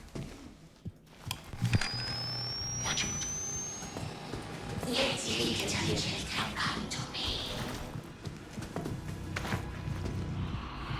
Yo.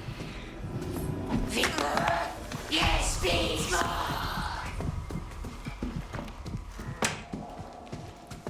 Nyah, nyah, nyah.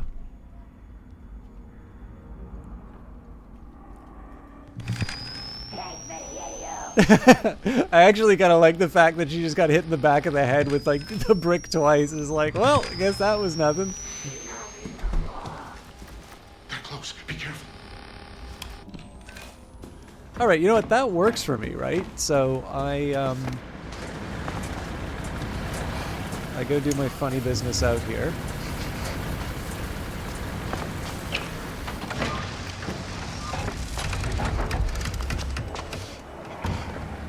Oh, come on.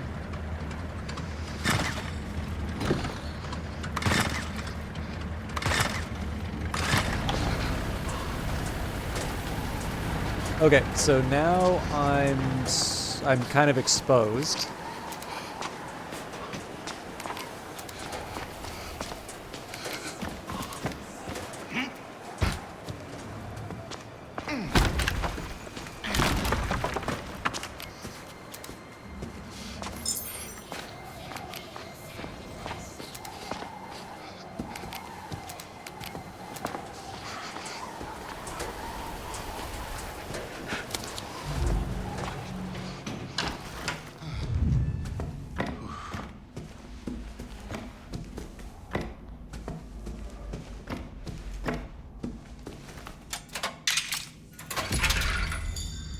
I thought I had more than one, but clearly not.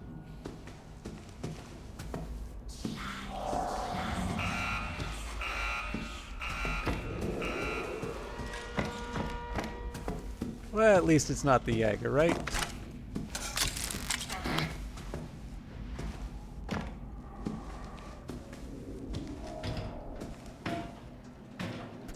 I don't think I can...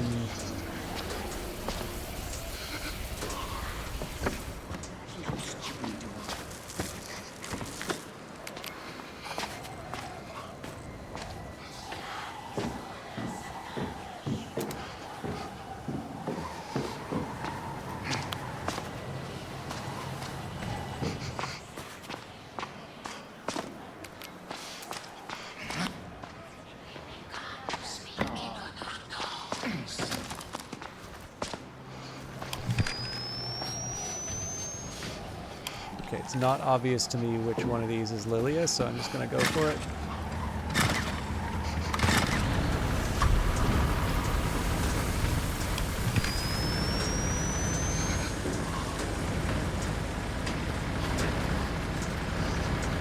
I will be a champion.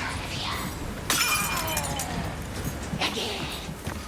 So I don't have anything to escape with.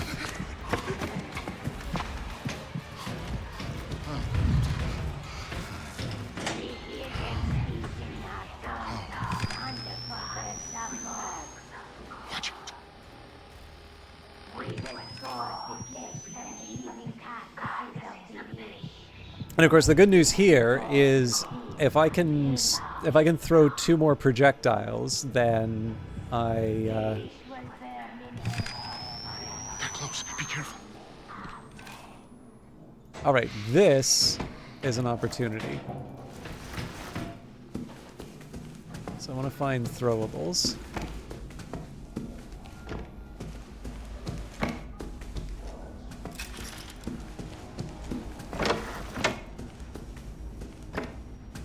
Too much healing around here. Words I will literally never ever say in the game again.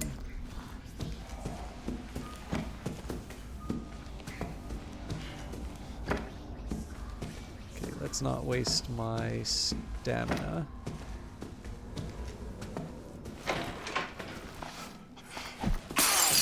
No victory.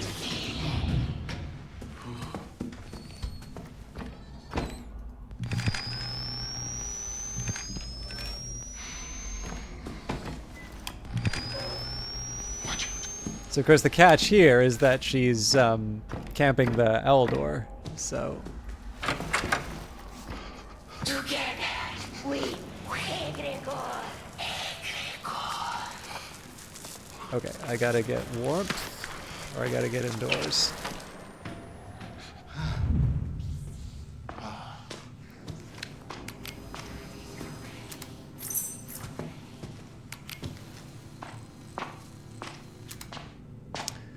What I'm gonna do here...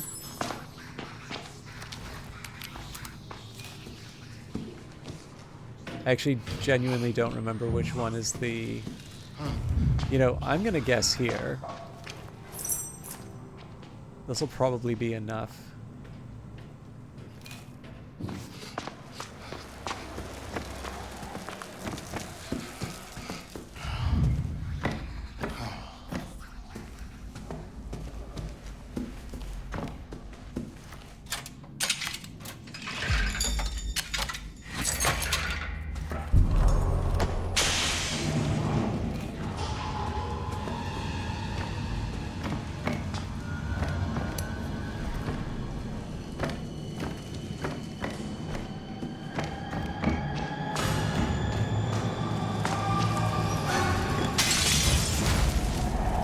This won't make her mad, will it?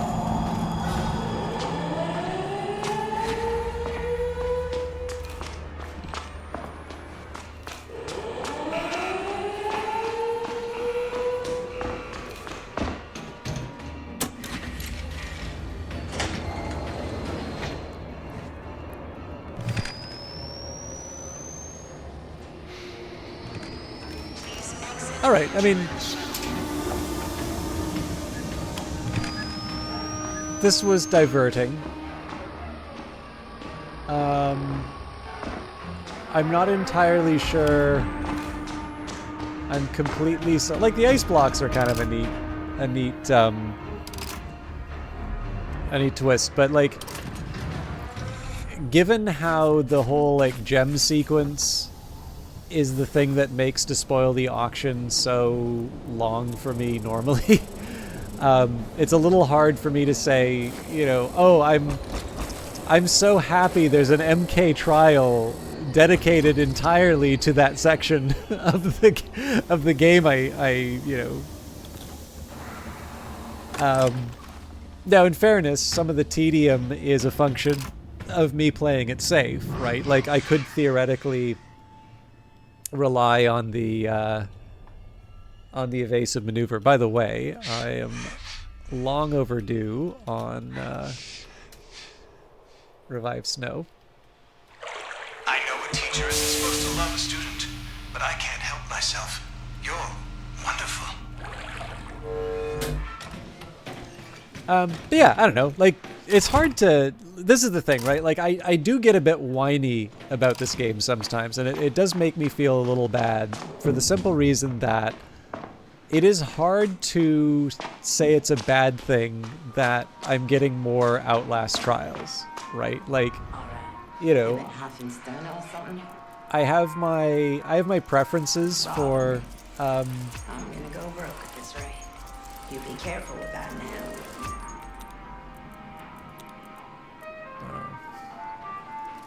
I don't think you I'm not gonna switch any of these. don't tell nobody where you got that. Yeah, I don't know. Like, you know, I have my favorites. I have missions I kind of hope don't show up in the rotation, but like it's very hard to like turn around and say, "Oh, what a shame." You know, more Outlast Trials, more variety. I sure am mad that I have more options. Anyway, oh, we still don't have primary sources. I don't know. Do you guys want to see the extra entries on Sister Lilia and Variators, or would you like to see some... I have a couple of options here. I could do a normal run of the new Fun Park entry, Win the Truth. Or I could also do the Special Therapy, which I haven't done yet. This is Primetime Part 1. So, Prime Roulette, multiple Prime assets present in the trial, extra Prime asset traps, break the televisions, increase threat, deadly traps, and psychosurgery. So, I will also say all of these are option. We will do all of these at some point, unless like I just completely run out of time tonight. But yeah, I'm happy if people want lore, or we can wait for the lore. I'm actually not sure what it takes to get the last special one. But the other thing I can do if you want, actually, would you folks indulge me for another low level mission? I actually kind of want to see how long it takes me to do kill the snitch on standard. Would that be unwelcome? Because I'm probably going to do at least one other standard one for getting my levels on the new levels.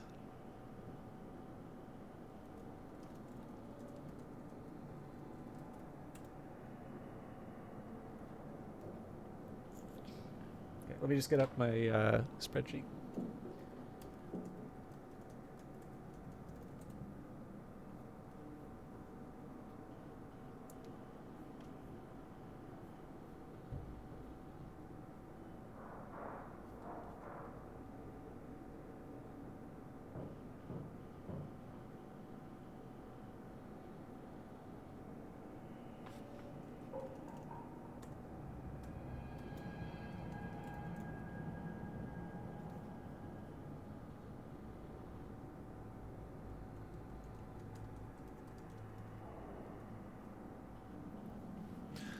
All right, so we're gonna do kill the snitch standard, but we're gonna see how quickly we can do it.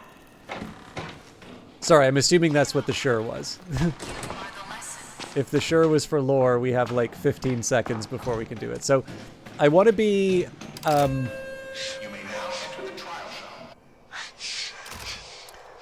not going to like go completely pedal to the metal on this. Like, if there's an opportunity for me to do something, I'll take it. But the aim is going to be to try and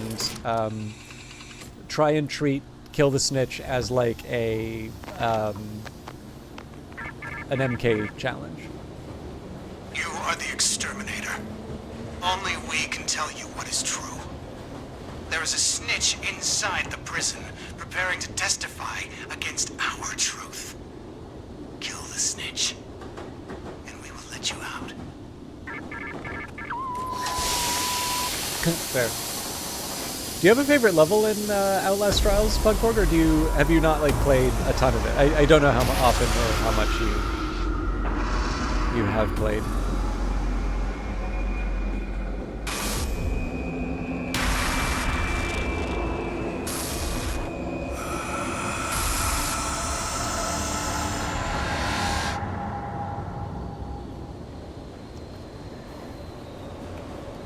Ah, fair.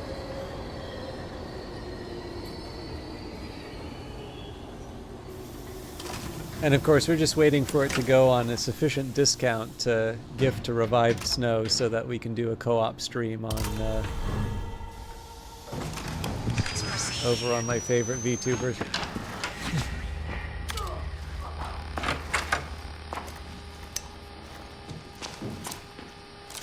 I'm not interested in that.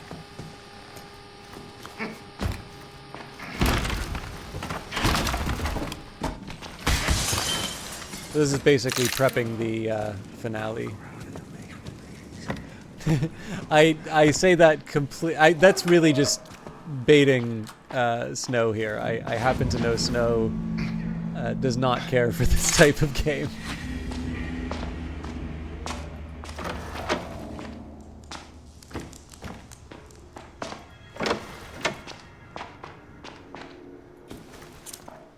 Again, this is wasted time. I'm really not going to need to recharge the...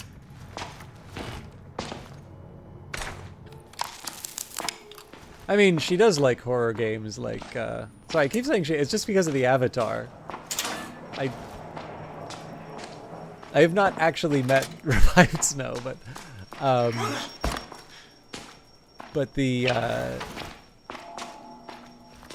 yeah, I don't know, like, Space Marine 2, there's Tyranids. It's like full of scary stuff.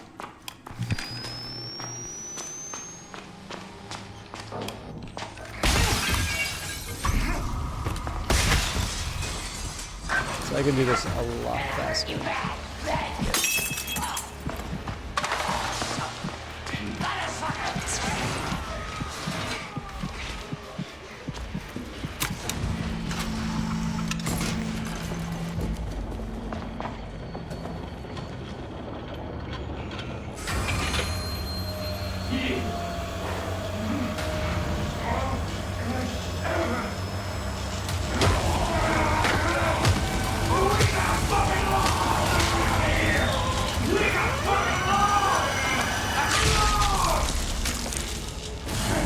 Pretty sure I've already hit coil. Oh no, I haven't. All right.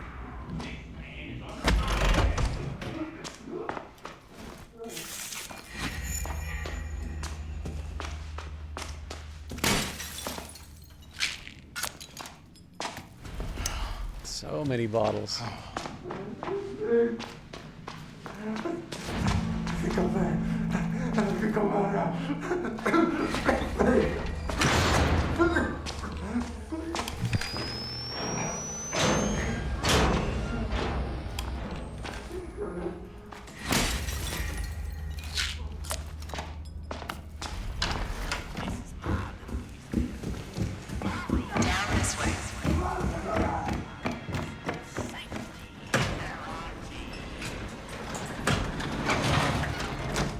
So, is that the... No, it is not.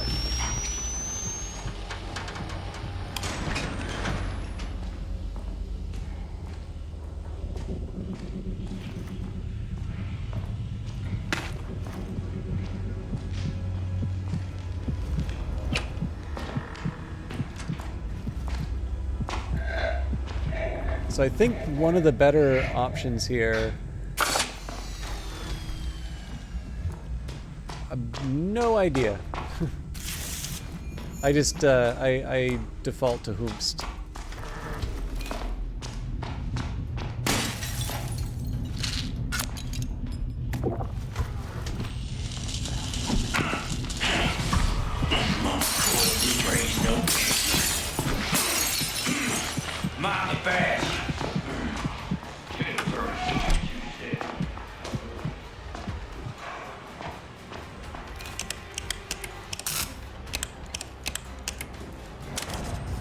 So yeah, the reason why I usually go for the generator first is it's usually not that hard to find fuel.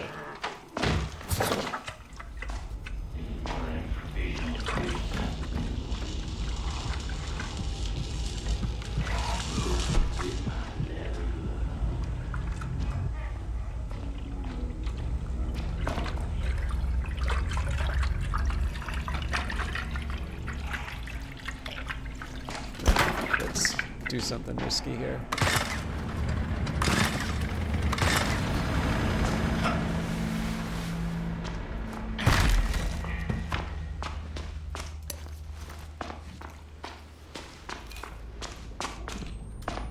Still need to find a poster.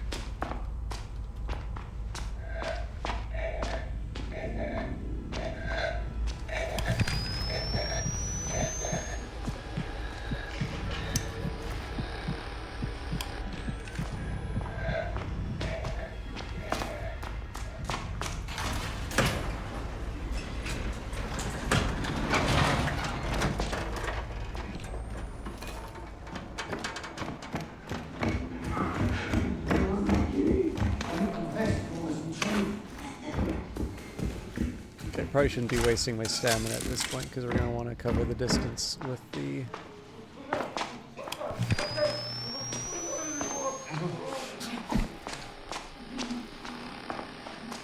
We should grab that.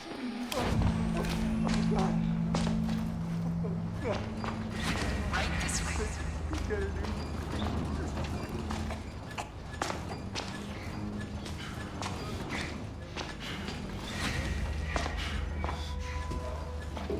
No giant for me to deal with.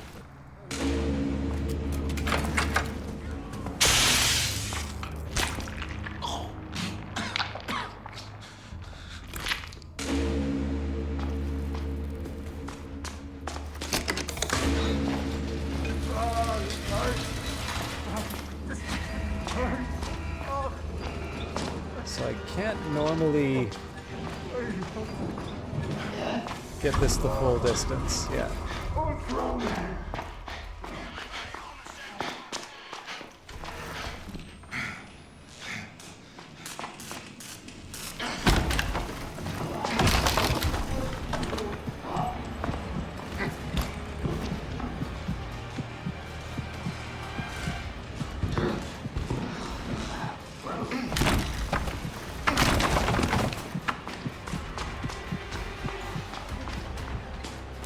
I'm too impatient to wait, so...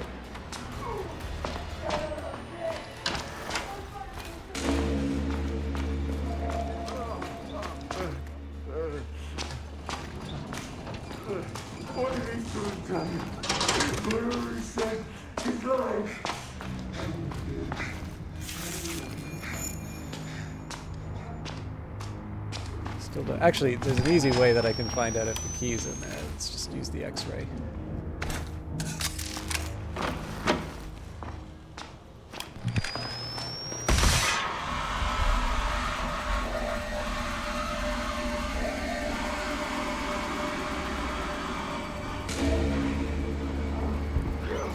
Whoa!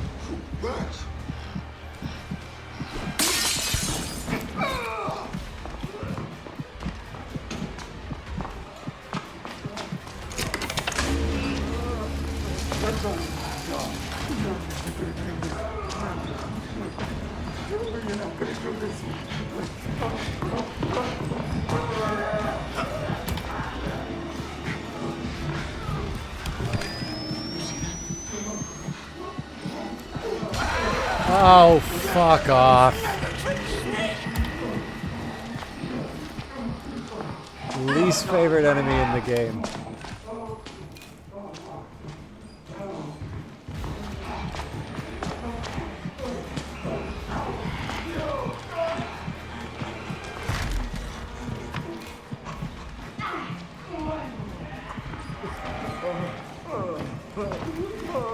YOLO!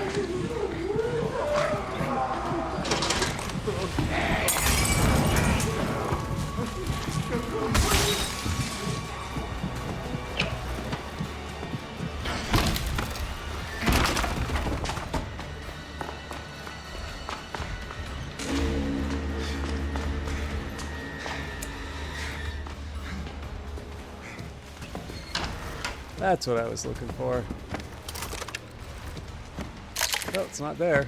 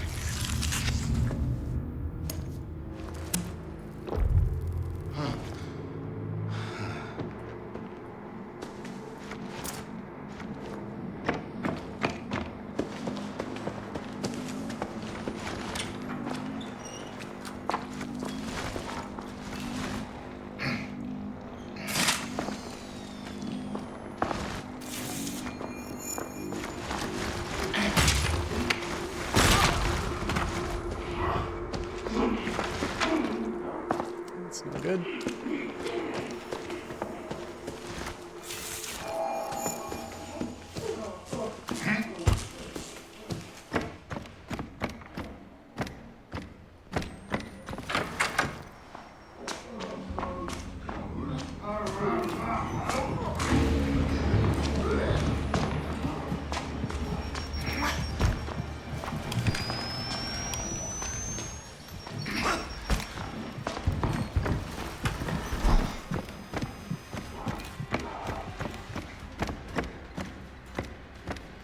Okay, so now I have the fun business of finding the star and the diamond.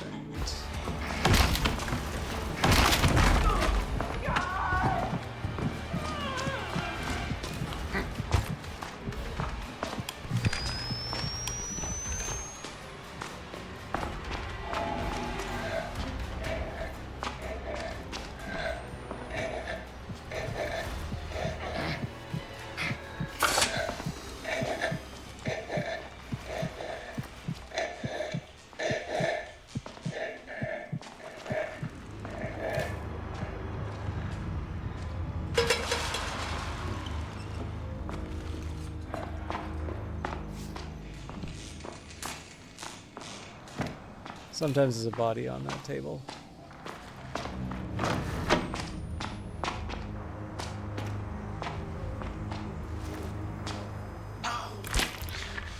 Okay. I'm not too torn up about doing this in bite-sized pieces.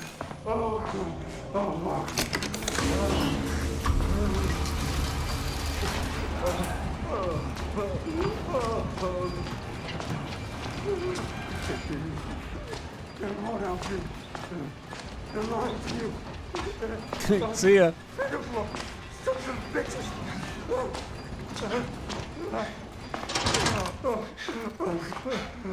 Measured in decades?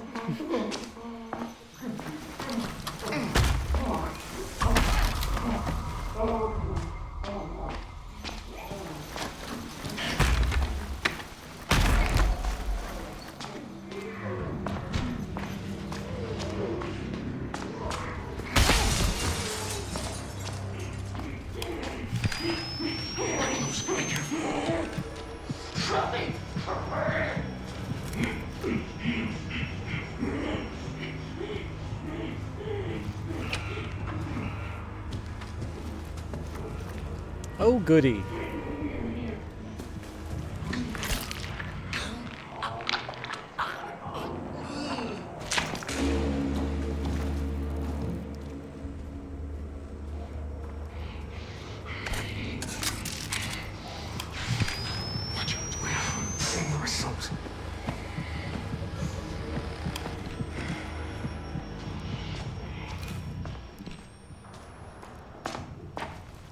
I mean, I guess I technically don't need the stamina for this very, very narrow part of the level, but...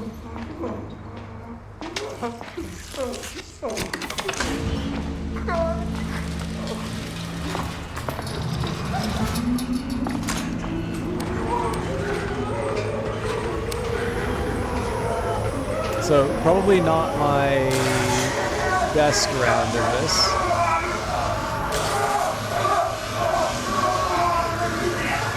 YOLO!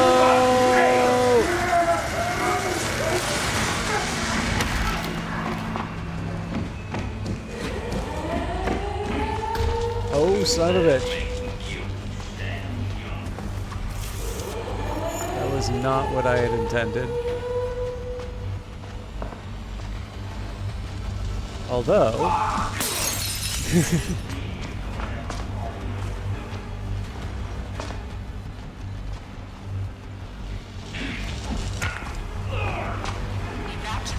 I keep forgetting I don't need to use the garage door for this.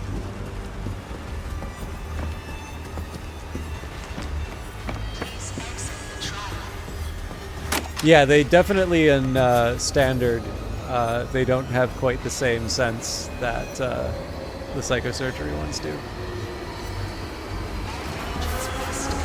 Oh! I'm over here making guilty sounds.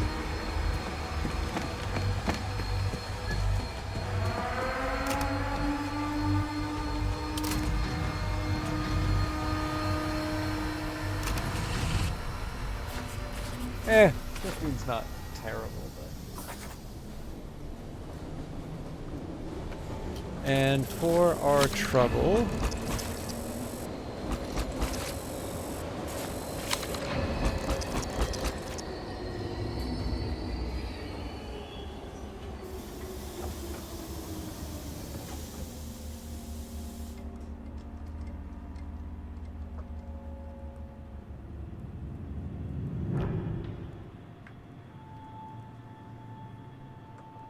So we're below average, although there's a couple of outliers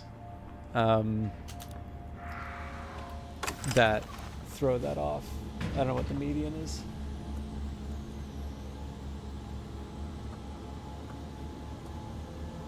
And it doesn't say in the... So, yeah, it's fine. I mean, so...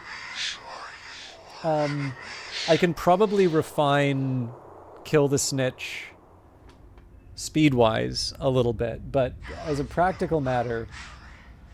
Let me just take a minute here. You make this look easy. You inspire me. With partners like you, I can just pile on the sadism, the abuse. You're beautiful. I'm going to shower you in humiliation and contempt.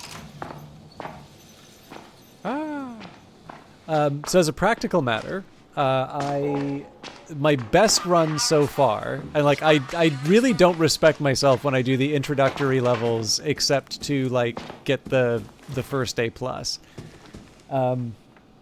But my very, very best performance in terms of XP per minute was introductory Cancel the Autopsy, which I completed in 4 minutes and 2 seconds. So even though I only made 2,630 experience, the experience gain was 652.1 if I round off.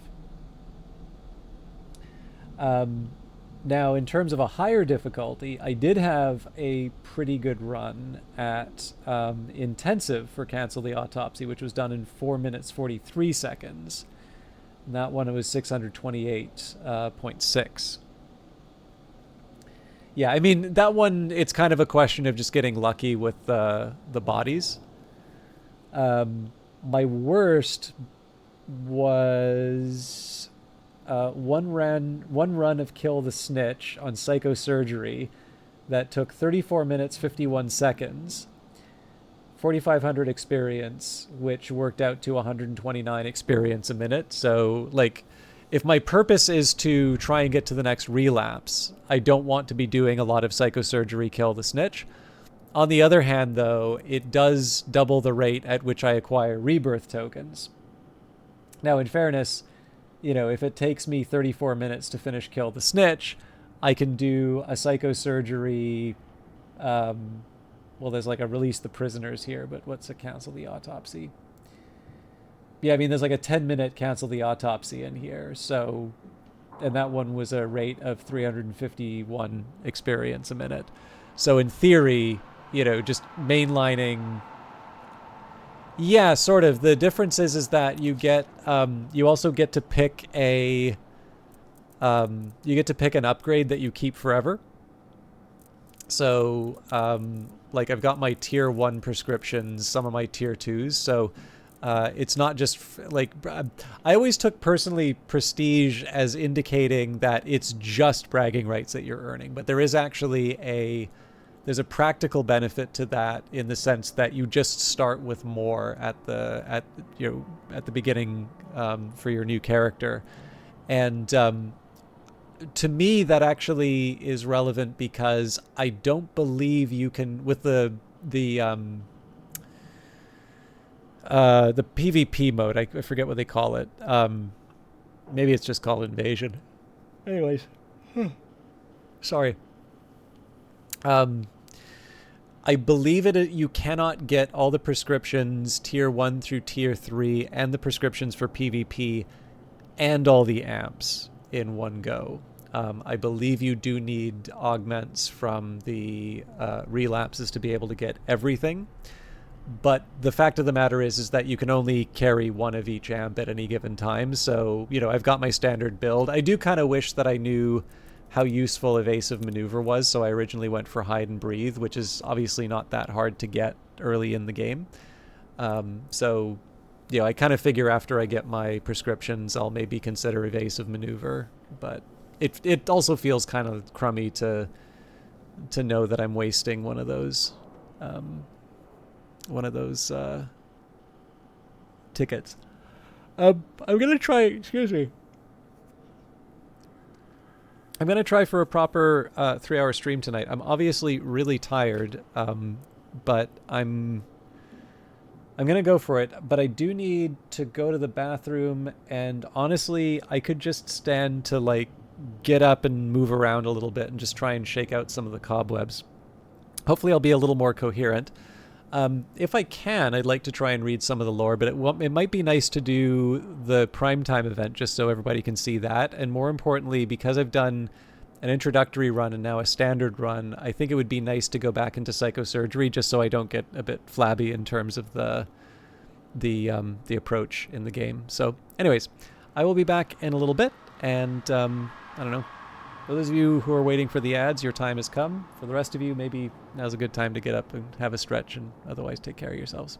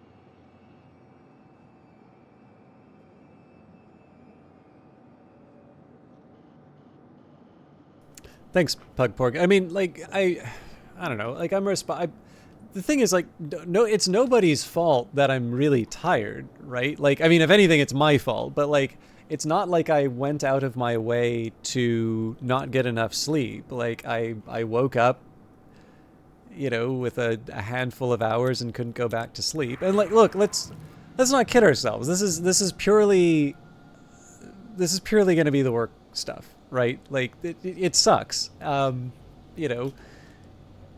It's helpful to at least put a name to it. But it's the way things are. I'm working on it. So I only have an hour or so more to do this, and then I can curl under the covers and just hope. I mean, obviously it's spring now, so it's getting lighter earlier, and so my hope is that the daylight doesn't cut my sleep too short. But yeah, I mean, we'll get through it. It'll suck for a little bit, but it won't, like, it's not the end of the world. Okay, what I'm going to do here, the special therapy I notice does actually take a while for me. So I think I'm going to do Gather the Children of God. I have done it before. I am going to do it on psychosurgery. So just to be clear on this, this is new for this season's prime time. So prime roulette, multiple prime assets present in the trial. Extra prime asset traps in the trial, break the televisions, break all defective televisions for additional rewards, increase threat to maximum population of brutal enemies, deadly traps are deadly, and psychosurgery, maximum trauma, rig cooldown extended, less inventory space, no player names, no intel. So this won't be easy, but this is one that I know that I can do.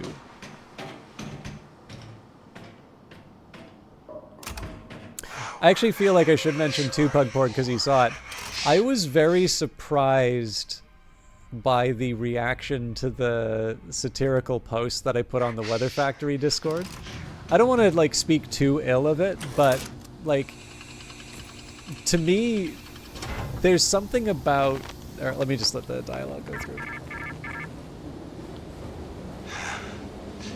You are the shepherd who would save the poor little lambs from mother. Deliver them to the warm embrace of the church.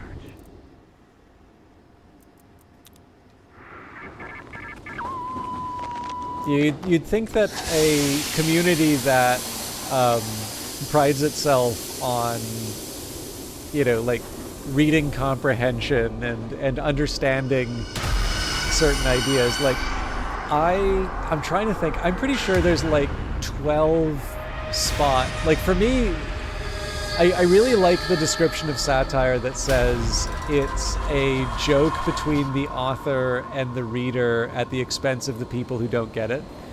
But I feel that to keep it from being too mean-spirited, it's nice to leave a lot of opportunities for people to get on the bus.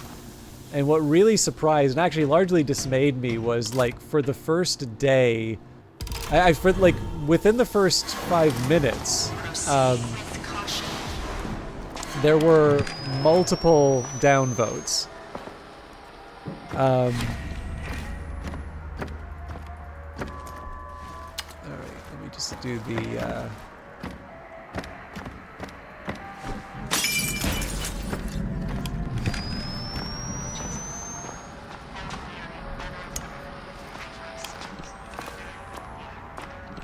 Yeah, like multiple negative comments, multiple negative negative votes, downvotes, and, like, I don't know, I felt that, like I said, 12 points where you're letting people get on the bus. I feel like I didn't exactly make it a mystery about it not being serious. But what particularly surprised is, like, sometimes it's like, okay, well, you know what, this is maybe a function of the fact that, I wonder if that's the... Cool. It's like, maybe this is just unlucky, the first one was a down vote, so the rest of the community gives the down vote, and this will even out over time.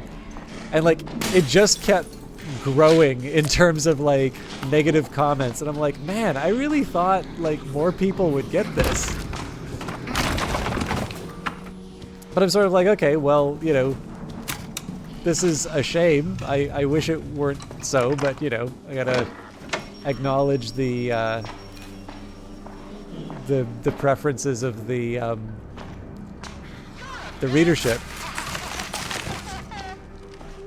But the weirdest thing happened, I guess, today, where it went from like a 30% upvote rate to now it's like 54%. Like there's actually a positive upvote rate. And I'm like, I'm happy about this, right? Like it's kind of like the just leave all your books on the bridge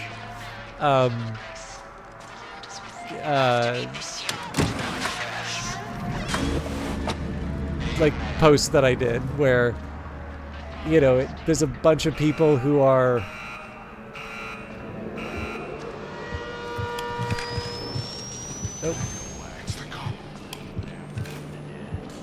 Coil is not somebody I damn it.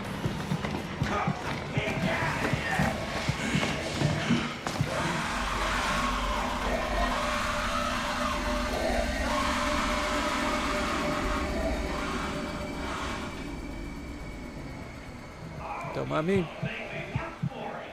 They're close. Be careful.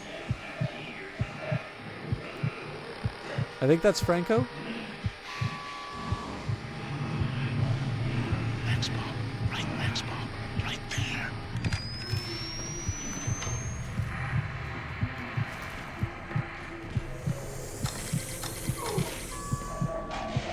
This is probably a dumb thing that I'm about to do. But whoa! I'm gonna open you right up. God damn it. Okay, I'm probably dead, but You know who my father is? Pop that fucking skunk bubble. They're close. Be careful. You fucking fuck. That's a shame. Let's cuddle. Fucking baby. Fuck you. I'm thirsty. Yeah, anyways, I actually really don't know how Reddit works. Like, I kind of wrote the thing off as, like, dead forever. They don't make women like that anymore. You find one, you grab her, and you ride her to your grave.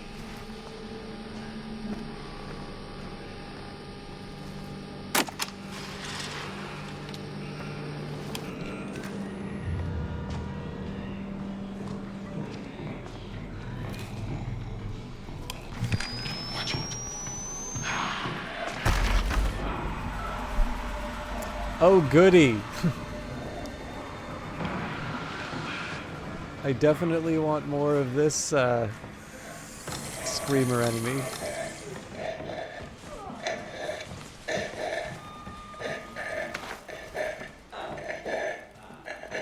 Now, unfortunately, I didn't pay attention to...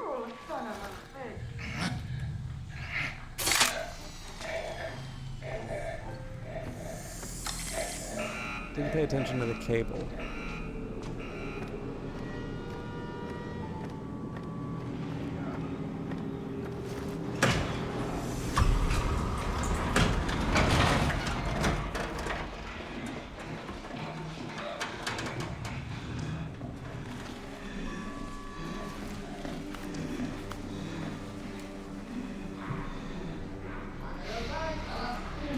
Nobody cares, Dad.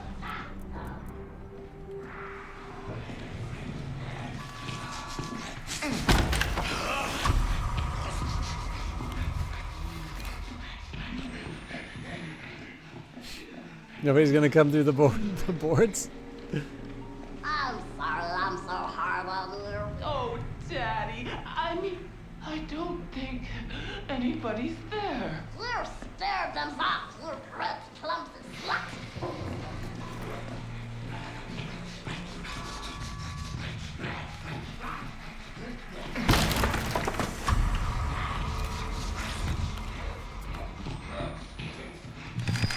They're close. Be careful. Fuck, it's Gooseberry. I will something rotten to thrill, you lumbering slut. I would have sworn there was somebody here.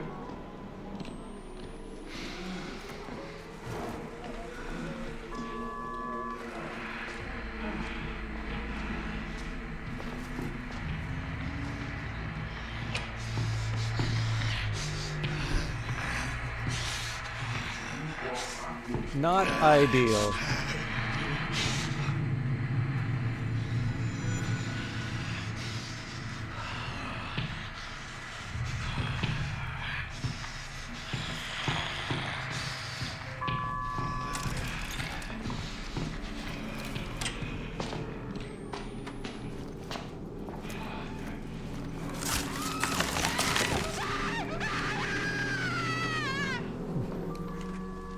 So, as you may have noticed, this is what takes me a long time to do. I'm not opposed to trying to gather these up so I can do them in batches. I'm scared of the van.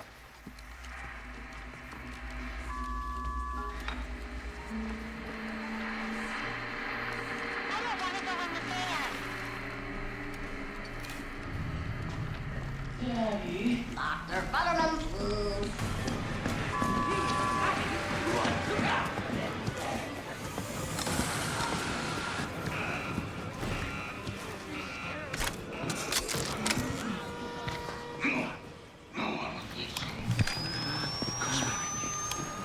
Come to Mama.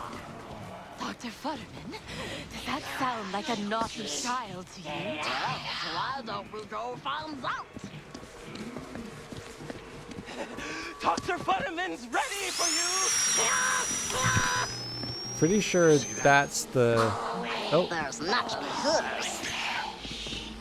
obviously I don't know what I'm talking about. When I was little, the other children never looked for me.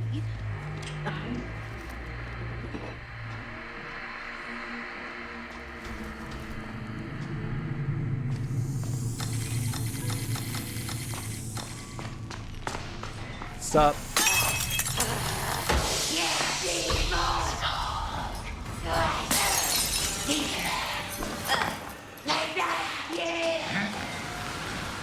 Yuck, yuck, yuck, yuck.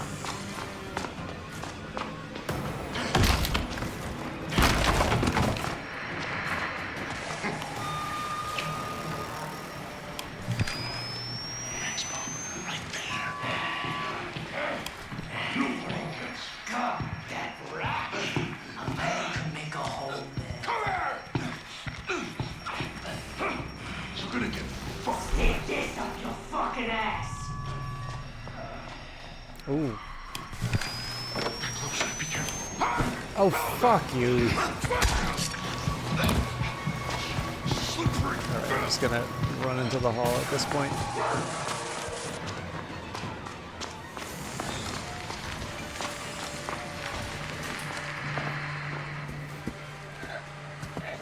So this is a bit of a dangerous place to be just because I don't know which, if any of these, is Lilia.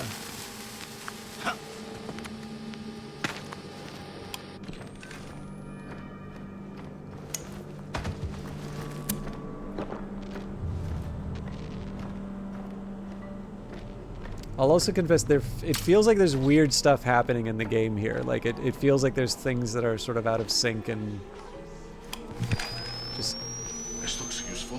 acting strangely.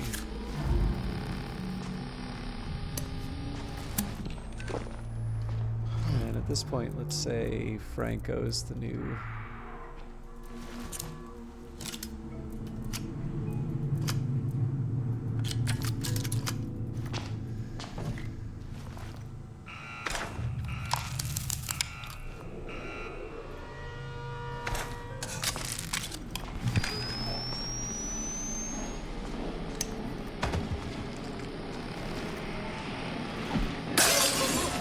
Uh-oh. And this suffice.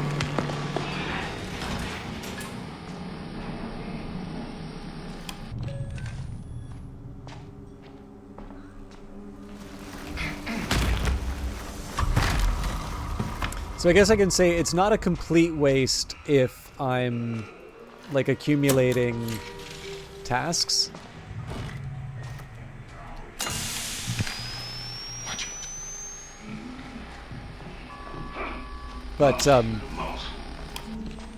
like obviously I'm not making fast progress through this.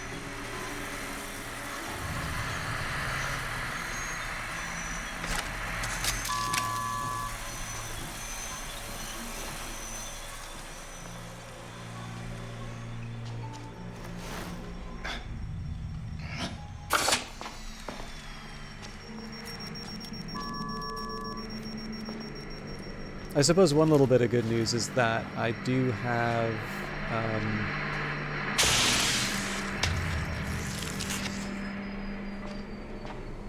two of the statues.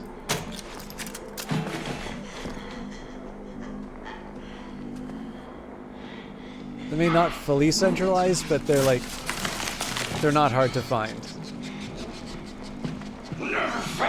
So free! Huh? Not the skipper! I'm guessing the mannequins create... Don't stare at the sun! Oh yeah, no, they definitely create noise. You can actually see that when you walk under the... I don't have anything to confess.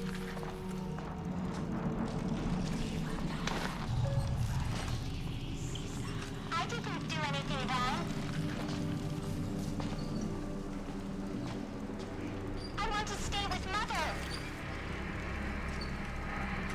Okay, obviously I got the stairs wrong. I don't want to go in the van.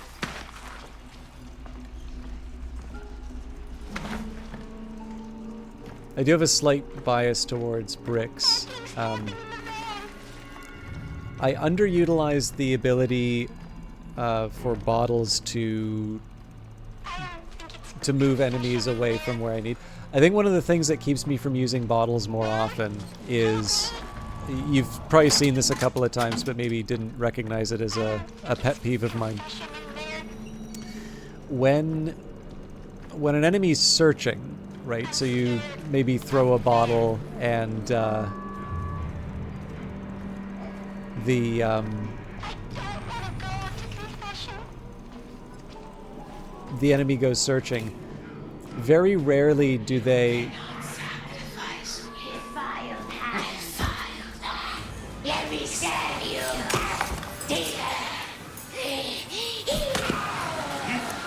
Like that, yeah.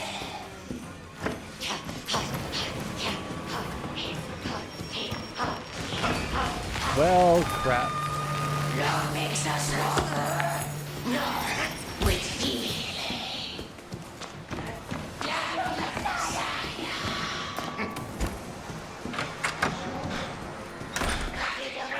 Oh, I fucked up.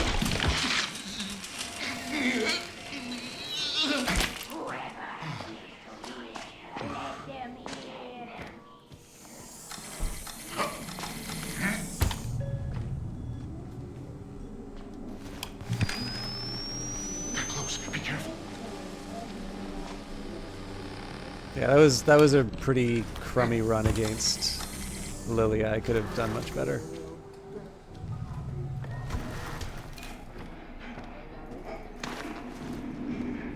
That's almost certainly the real one. Maybe not. You're only beautiful on the inside. Let's show the world there. Oh, yeah, no.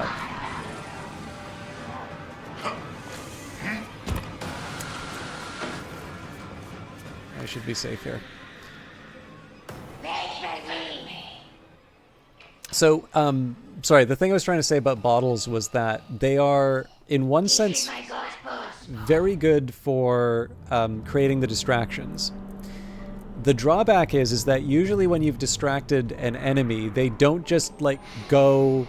Like, it's not just that they walk to the area you want them to. Very frequently what will happen is they will go and... At this point, I think I'll just drag the... Mother won't let you do this.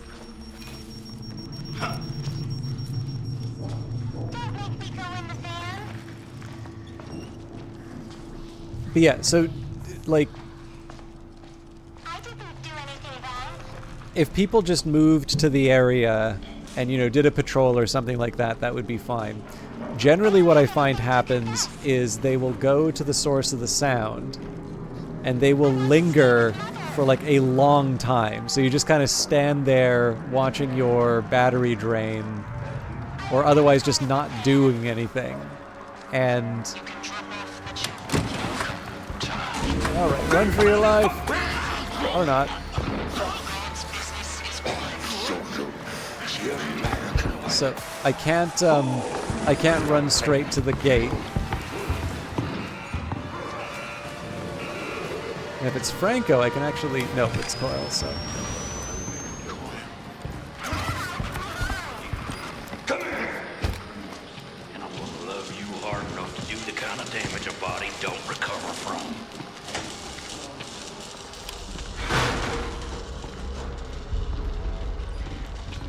You're gonna pay! Again, didn't want to get caught on the...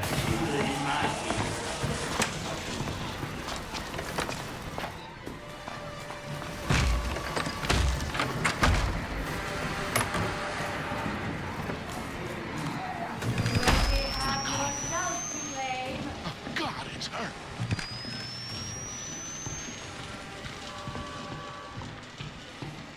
I'll just give him some time.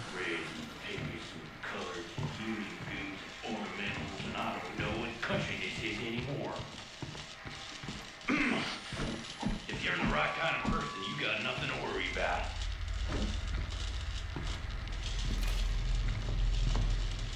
Sometimes you can't make a chopstick. You gotta get creative. There is the law, and there is chaos, and that's all.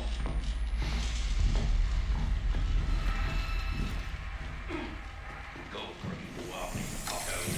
Gonna rock that country out from the inside.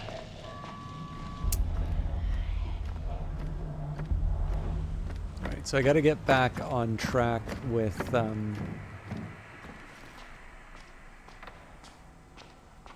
where I left everything. I'm pretty sure I've already taken care of the boys' dorm. The other thing I was gonna say, so on top of my, you know, minor complaints as to the utility of... Yeah, we've definitely been here.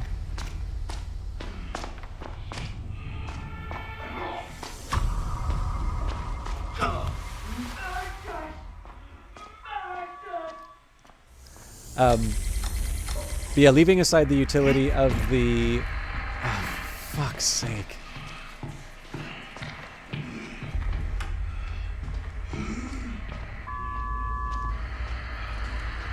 Thousand hands and a thousand eyes. Excuse me.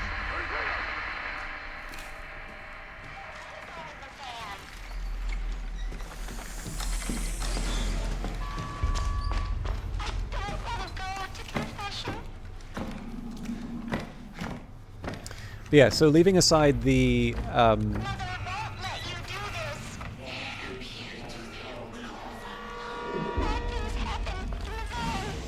She's grinding up the teeth. Get off me! Oh, I'm gonna make you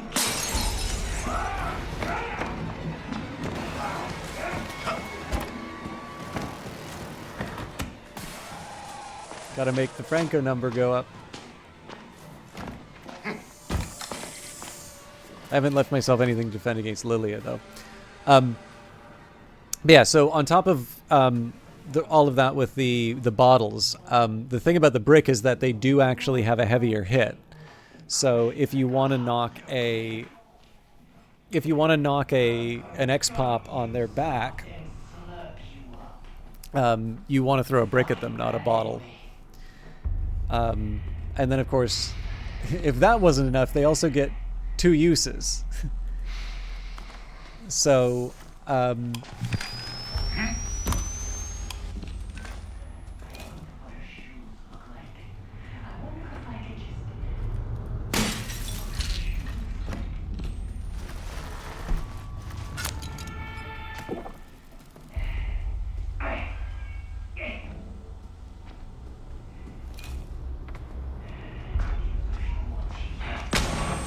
God damn it.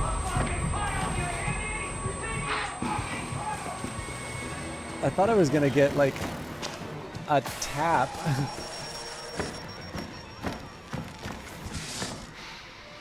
2 bars is quite a lot. Oh.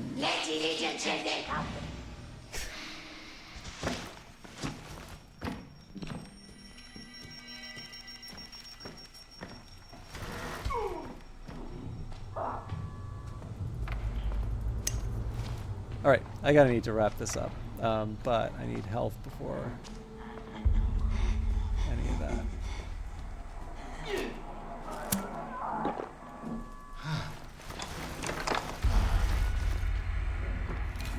Alright, I expect this is gonna be miserable to try and...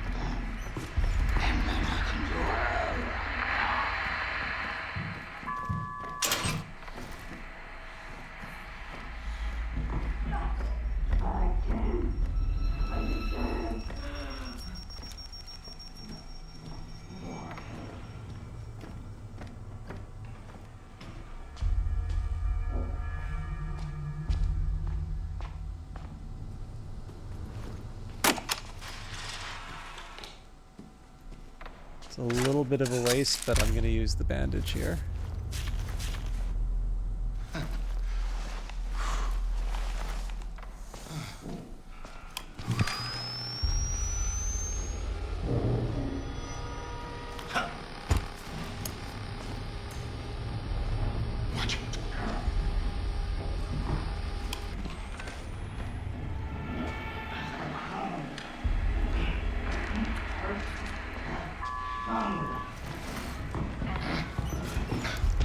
They're gonna grab me.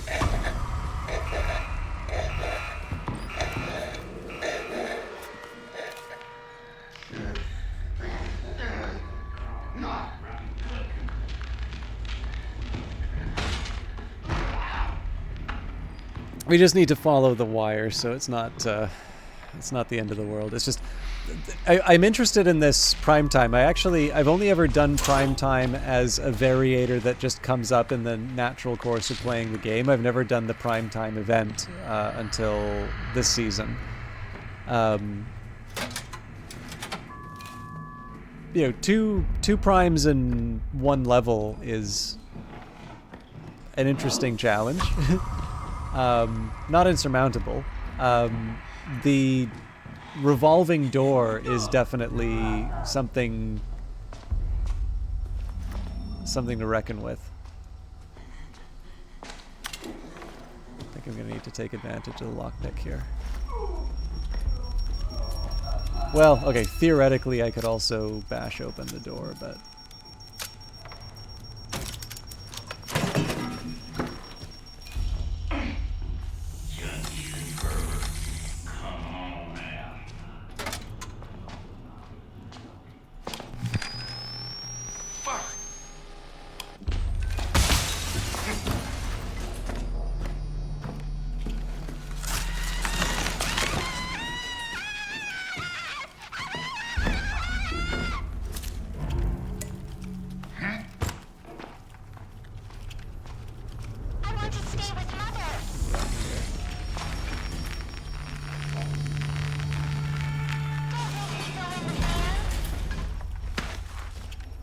So yeah, as you can see, preference to bricks. I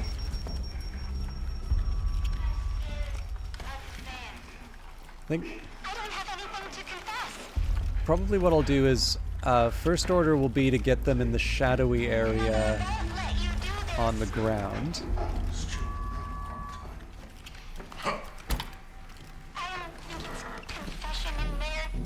So something like that. That way I don't need to worry about going upstairs again.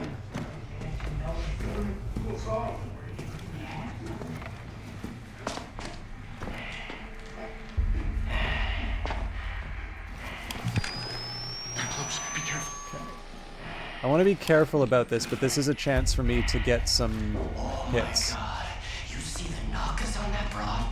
Mud on. Oh my god, you see the knock? Oh, fucking balls on this guy!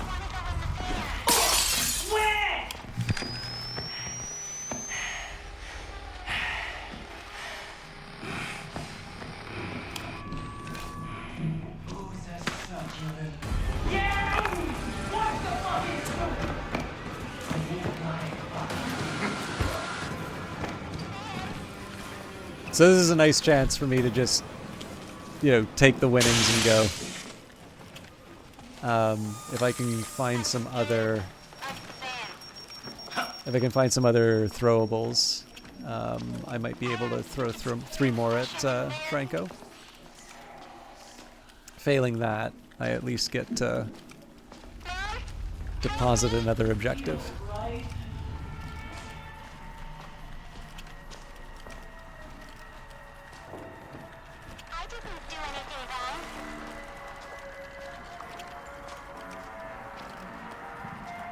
Alright, he's gonna turn around and cause me trouble. They're watching. How long has it been since your last confession? Suffer the children.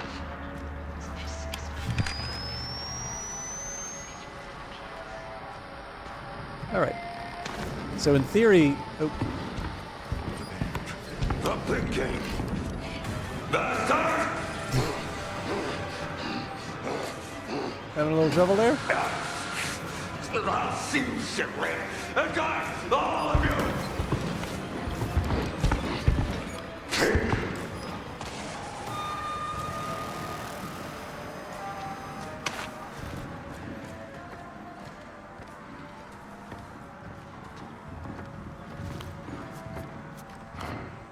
Here we are. Alright, there we go. So yeah, theoretically these bricks get me 6 hits, and 6 hits that stagger people more severely than... Alright, so if Franco shows up, for instance...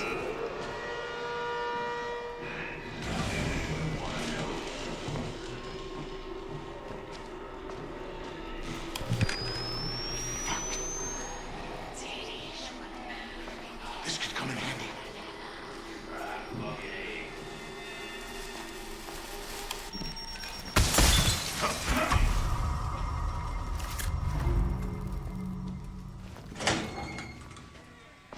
Okay. So I don't know where Lily is, but she's definitely in the level.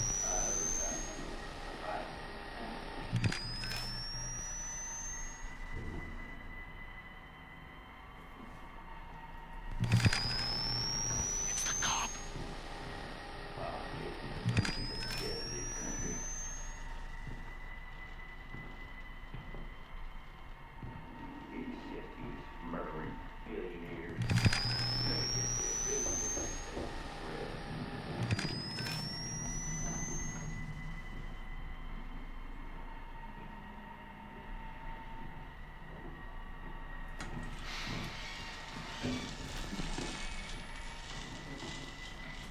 Right, probably a little too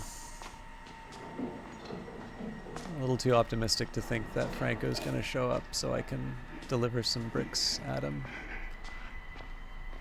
Don't you come near me.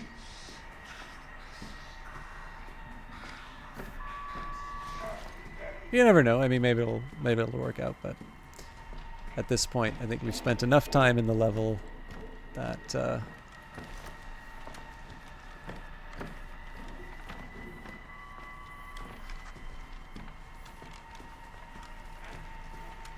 Don't make me go in the van.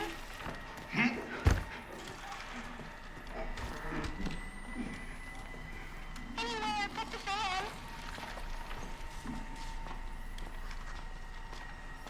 I don't have anything to confess.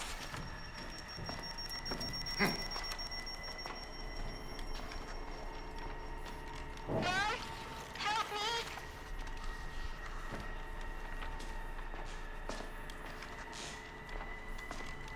I've always wondered if this like silence and the sort of the strings building up, if that's triggered because I'm on the 4th mannequin. Bastard. So he may run up behind me. Fucking day.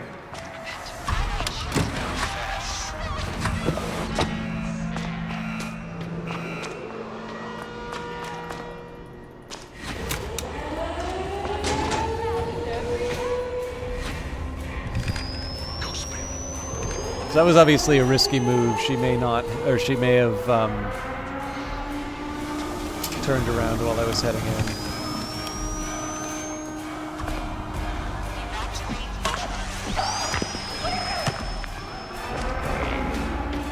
Yeah, so I mean, obviously it would have been nice to chuck those at Franco, but overall we got a couple goodies out of it. So A, because we died, and I mean took twice as long as MK Challenge normally should, and that's not just because of the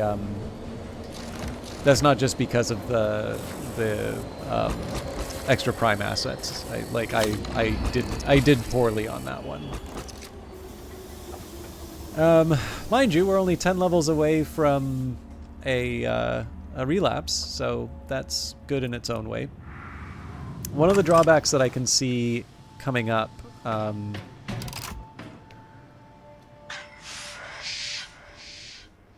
me just take a minute here.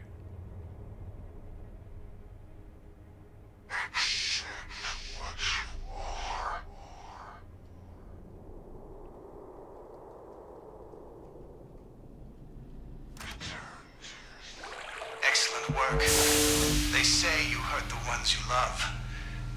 I hope you know it works the other way, too.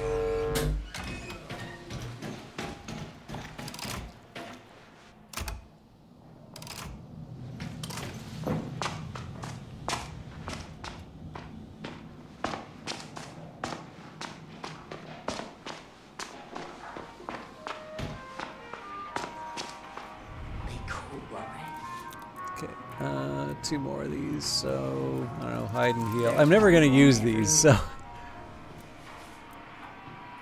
Sure, invisible. You got a hard bargain.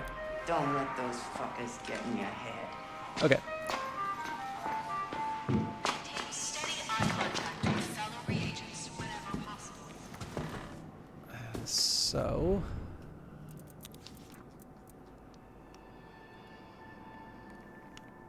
Clandestine writings of the prime assets secreted within trial environments. I'm very curious. And so it says Sister Lilia, which would make me think that it's... it would make me think that that is something that I would get after the new trial. Anyway, I don't think I have enough time to... I don't think I have enough time to do another one of these, but let's read some lore. Sister Lilia, Lilia's history, 1952, February 5th to 1961, April 17th. Holy crap, I'm not reading all that. All right. I believe it actually goes bottom to top here. So, gifts for Lilia. Mount Massive Archives, 1952-04-12, Murkoff Corp, Journal of CIA Agent George Nichols, copy from Mount Massive Archives. I heard the voice of Lilia Bogomolova. She already knows, and she will allow us to bring her in, but I must make gifts. Spiritual Guide, Mount Massive Archives, February 25th, 1952, Murkoff Corp, Journal of CIA Agent George Nichols, copy from Mount Massive Archives. More details about Lilia Bogomolova. The Tredue family valet turned out to be half a man, but a fountainhead of information. I've rarely seen so mutilated a specimen, even among landmine survivors. I've definitely read some of this before, but we'll go bottom to top here anyway. The man has a right foot, 2 remaining fingers on his left hand, and a single eye. His mouth, luckily, was intact, and he spoke of Lilia as if reciting a gospel. He clearly considers her some sort of saint. He said Lilia had become Jacques Tréguet's spiritual guide, helping him sacrifice the evils of money and cut away the evils of the flesh. As far as I can tell, Tréguet was not embezzling MSA funds, but simply destroying them, literally burning the money, in between acts of self-mutilation. When I asked why, he said because Lilia told him to, as if it were the most natural thing in the world. The valet's own injuries were clearly also the result of Lilia's instruction. I wish you could have seen the valet's remaining eye. It was the look of a man in love or inspired. He looked like somebody who had seen God. I think I've caught something. I'm having bouts of dizziness and fever. Many more details to report. Having trouble keeping them straight. The valet suggested Lilia is with one of the Treasuet children in a hunting lodge in the mountains, but the man is barely coherent, and if this lodge even exists, it is extraordinarily remote and well guarded. Can't stop shaking. The Orphan, Mount Massive Archives, February 22nd, 1952, Journal of CIA Agent George Nichols, copy from Mount Massive Archives. I found a woman who lived in the orphanage with Lilia Bogomolova. She speaks English even better than Domitil and was eager to talk. She confirmed that this feral child was named Lilia, and that she was the one who left on foot for St. Petersburg several years into the war. By that time, Lilia had learned to speak, apparently because God himself was talking to her. God told her to call herself Bogomolova, and that she was the Russian Joan of Arc, and it was her sacred mission to walk to St. Petersburg and liberate it from the Hun. This woman says Lilia learned to speak incredibly quickly and was obsessed with the Bible. At first, she was shunned by the other girls. Lilia was emaciated and strange. She acted like she had never eaten solid food, even attempted several times to drink from the breast of one of the nuns. But once she started talking and eating, the other girls found her overwhelmingly charismatic. She said she spent the first 10 years of her life in a box, had never seen sunlight, and never seen her mother's face or heard her mother's voice. She was breastfed blindfolded and in silence. The first human face she ever saw, the first human voice she ever heard, was that of the police when they broke down the door of her cell. The Treasuet accountant gave us the address of a longtime valet under the employ of the Treasuet family, heading to Switzerland on Monday to interview him. Okay, so actually I've done this wrong. So I'm going to do Hummingbird. So sorry, I messed this up, but I've read this before. So I believe this would be the new one. Murkoff Corp. Copy from Mount Massive Archives, Journal of CIA Agent George Nichols.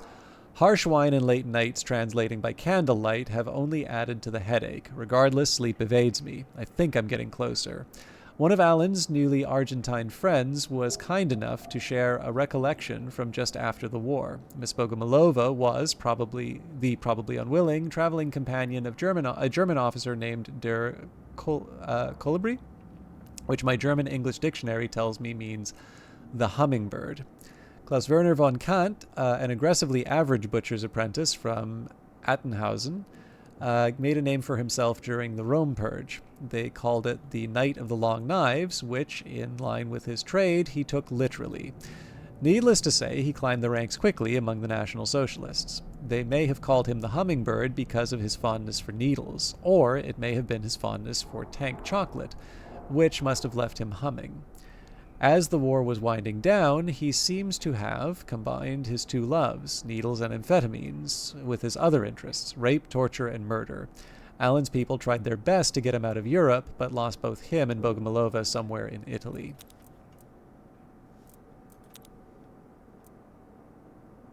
Lilia in Signala. Whispers. Easterman Journals, May the 11th, 1961, Murkoff Corp. Personnel Surveillance. Private Journal of Dr. Henrik Joliet Easterman. The whispering continues. It's one thing in my dreams, but I have no space for distraction in my work. I've self-administered a Crest-developed derivative of promethazine. Aurora's notes indicate the chlorine used in the process was extracted from human skin and tears, which, while technically possible, is mind-bogglingly inefficient.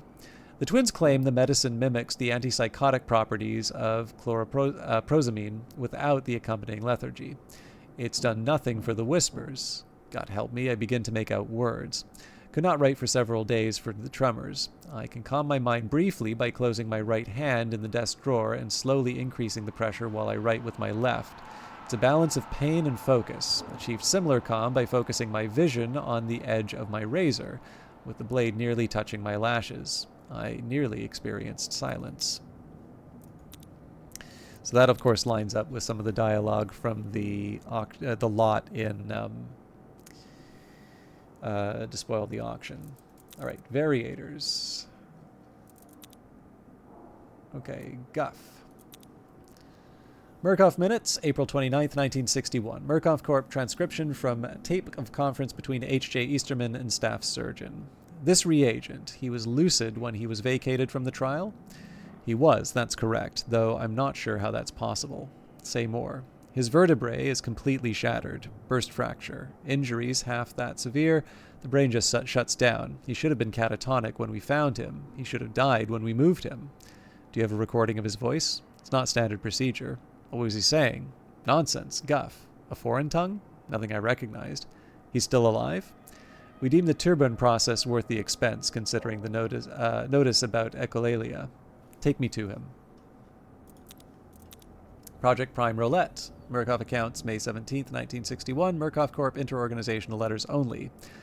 Copy, heading removed. The board has officially authorized the program codenamed Project Prime Roulette. All test results are strictly for internal review unless directed by Dr. H.J. Easterman. Participating reagents must be maintained under additional surveillance with special scrutiny for any signs of echolalia or auditory hallucination.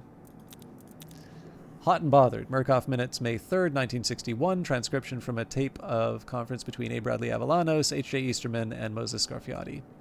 Too many reagents are forming messianic ideation around Lilia.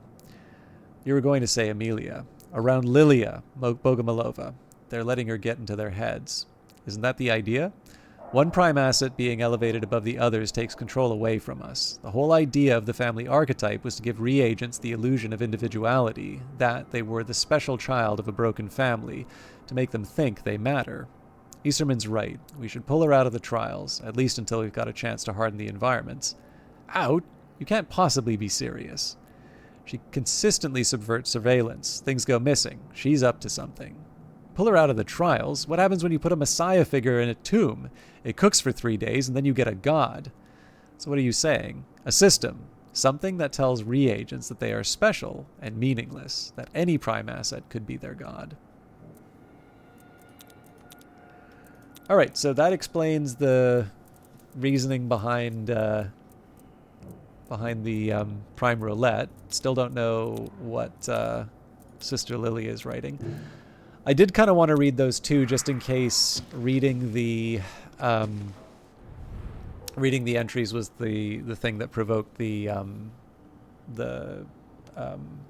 last entry. So. We still have plenty of time. I was hoping to get to Primetime Part 2 reasonably soon, just so I can do the extra work. I do have to make sure that I take myself out using the jammer rig 2 more times before tomorrow finishes. But yeah, my hope is maybe after... so we are 4 of 7. I need 3 more. So throwing projectiles at Franco seems doable, as does the secondary objective 3 times in the therapy. But completing 6 trials of the special therapy is something that's probably going to come up in Primetime Part 2. So realistically, I probably want to throw stuff at Otto and Aurora. And I think probably the way I'll handle that will definitely do at least 1 more special therapy. If I can throw the projectiles at Franco in that one, then I can see some logic in maybe doing the shopping mall, and that way I'll have sort of a constant Otto and Aurora to just throw stuff at. But of course, that will be something I do on my own time. I don't know if I'll do a whole lot more Outlast Trials on stream. I think it depends on how the prime time is going. But at this point, I've had enough to kind of keep me going for a bit. But I think I'm going to have to call it for tonight. I was actually going to say there was one other thing I wanted to show off. I probably can't go into the game tonight without it just being basically the menu. But for those of you that are fond of strategy games, I should mention that Gladius, Relics of War, this is a more combat-focused 4X by Proxy Studios and Slitherine. So it's a Warhammer 40k 4X, and currently, I believe it is 100% off. So the base game is available for free. Now, just to be clear, there is quite a bit of DLC for the game. The lowest cost is now 50% off. More recent ones are either full price or 10% off. Personally, what I recommend, especially because some of the appeal for this game is you sort of start folding in new factions and units. Like, if you want to play Space Marines, those are in the base game, right? If you want to play Tyranids, then you buy the Tyranids. You want to play Chaos, you buy the Chaos. But like the thing is that you can get the basics, just in the base game, and then you can start folding it in as you like. There's two types of DLC. So there are the factions. So I believe the factions are Tyranids, Chaos Space Marines, Tau, Craftword Eldari, i.e. Elder, Adeptus Mechanicus, Adeptus Sororitas, and Drukari. I don't remember if the Ultima I don't believe the Ultima Founding counts as a proper group. I think it's just boosts to the Space Marines. But on top of that, there's another set of DLC, and these would be additional units for the existing faction. So the tricky part here, right, is that they technically gain more value as you have more factions, but you can make judgments for yourself as to whether or not you want these units. So they're called the Reinforcement Pack, Fortification Pack, Assault Pack, Specialist Pack, Escalation Pack, Firepower Pack, Demolition Pack, Ultima Founding, Onslaught Pack, Rampage Pack, and then this most recent one, the Eradication Pack. So generally what you're looking at here, the packs are like 25% off, but they're also normally about $12. So actually I believe some of them are even as low as $9. So you're paying up a little bit more for a faction. If you just want more units, then you're spending $9 to $11. But my personal fee, so if you just buy all the DLC, I think it's like $200. So a fairly sizable investment. If on the other hand, you sort of fold them in as you play the game, if you enjoy it, I think that's kind of a reasonable way to go in, because in the end, you've sort of demonstrated the value of the game. And if, of course, you play it and it doesn't work for you, because it did take me a little bit to get into it, you're not over investing, right? You're not spending the 100 something out of the gate to find out that it's not for you. Oh, actually, sorry, my apologies. If you buy the complete edition, there is an additional discount. So if you buy all the DLC on its own, it's $184.45 with the current discounts. If you buy the complete edition with the bundle, it is $151.92. So after the savings, there's like a $30 saving. Normally like $270.02, but I don't know. That's how you show off you're very wealthy and that money is no object. But anyways, all of that said, now you know why they feel that they can give the game away, right? Like you can give away the base game. The people who like it are probably going to wind up buying some DLC. There's certainly enough to keep proxy going, but it is all optional. Presumably if you have a favorite faction, then you'll buy that one, and if you find the game sufficiently compelling, maybe you'll start folding in a few others. So hopefully that is something that will keep you occupied, or at the very least I have let you know about a decent deal. Let's host Will Shand tonight. He's doing his usual games and demos thing, so I don't know exactly what game he is playing, but he's always good to hang out with. Thank you everybody for watching. I know it's been a bit of a weird week just because I had the local game dev meetup as well as the holiday on Monday. So next week I will be back to the usual Monday, Wednesday, Friday. I will try to be well rested and a little more engaging than I was this time around, but thank you all for hanging out tonight. So see you in the next one. Take care.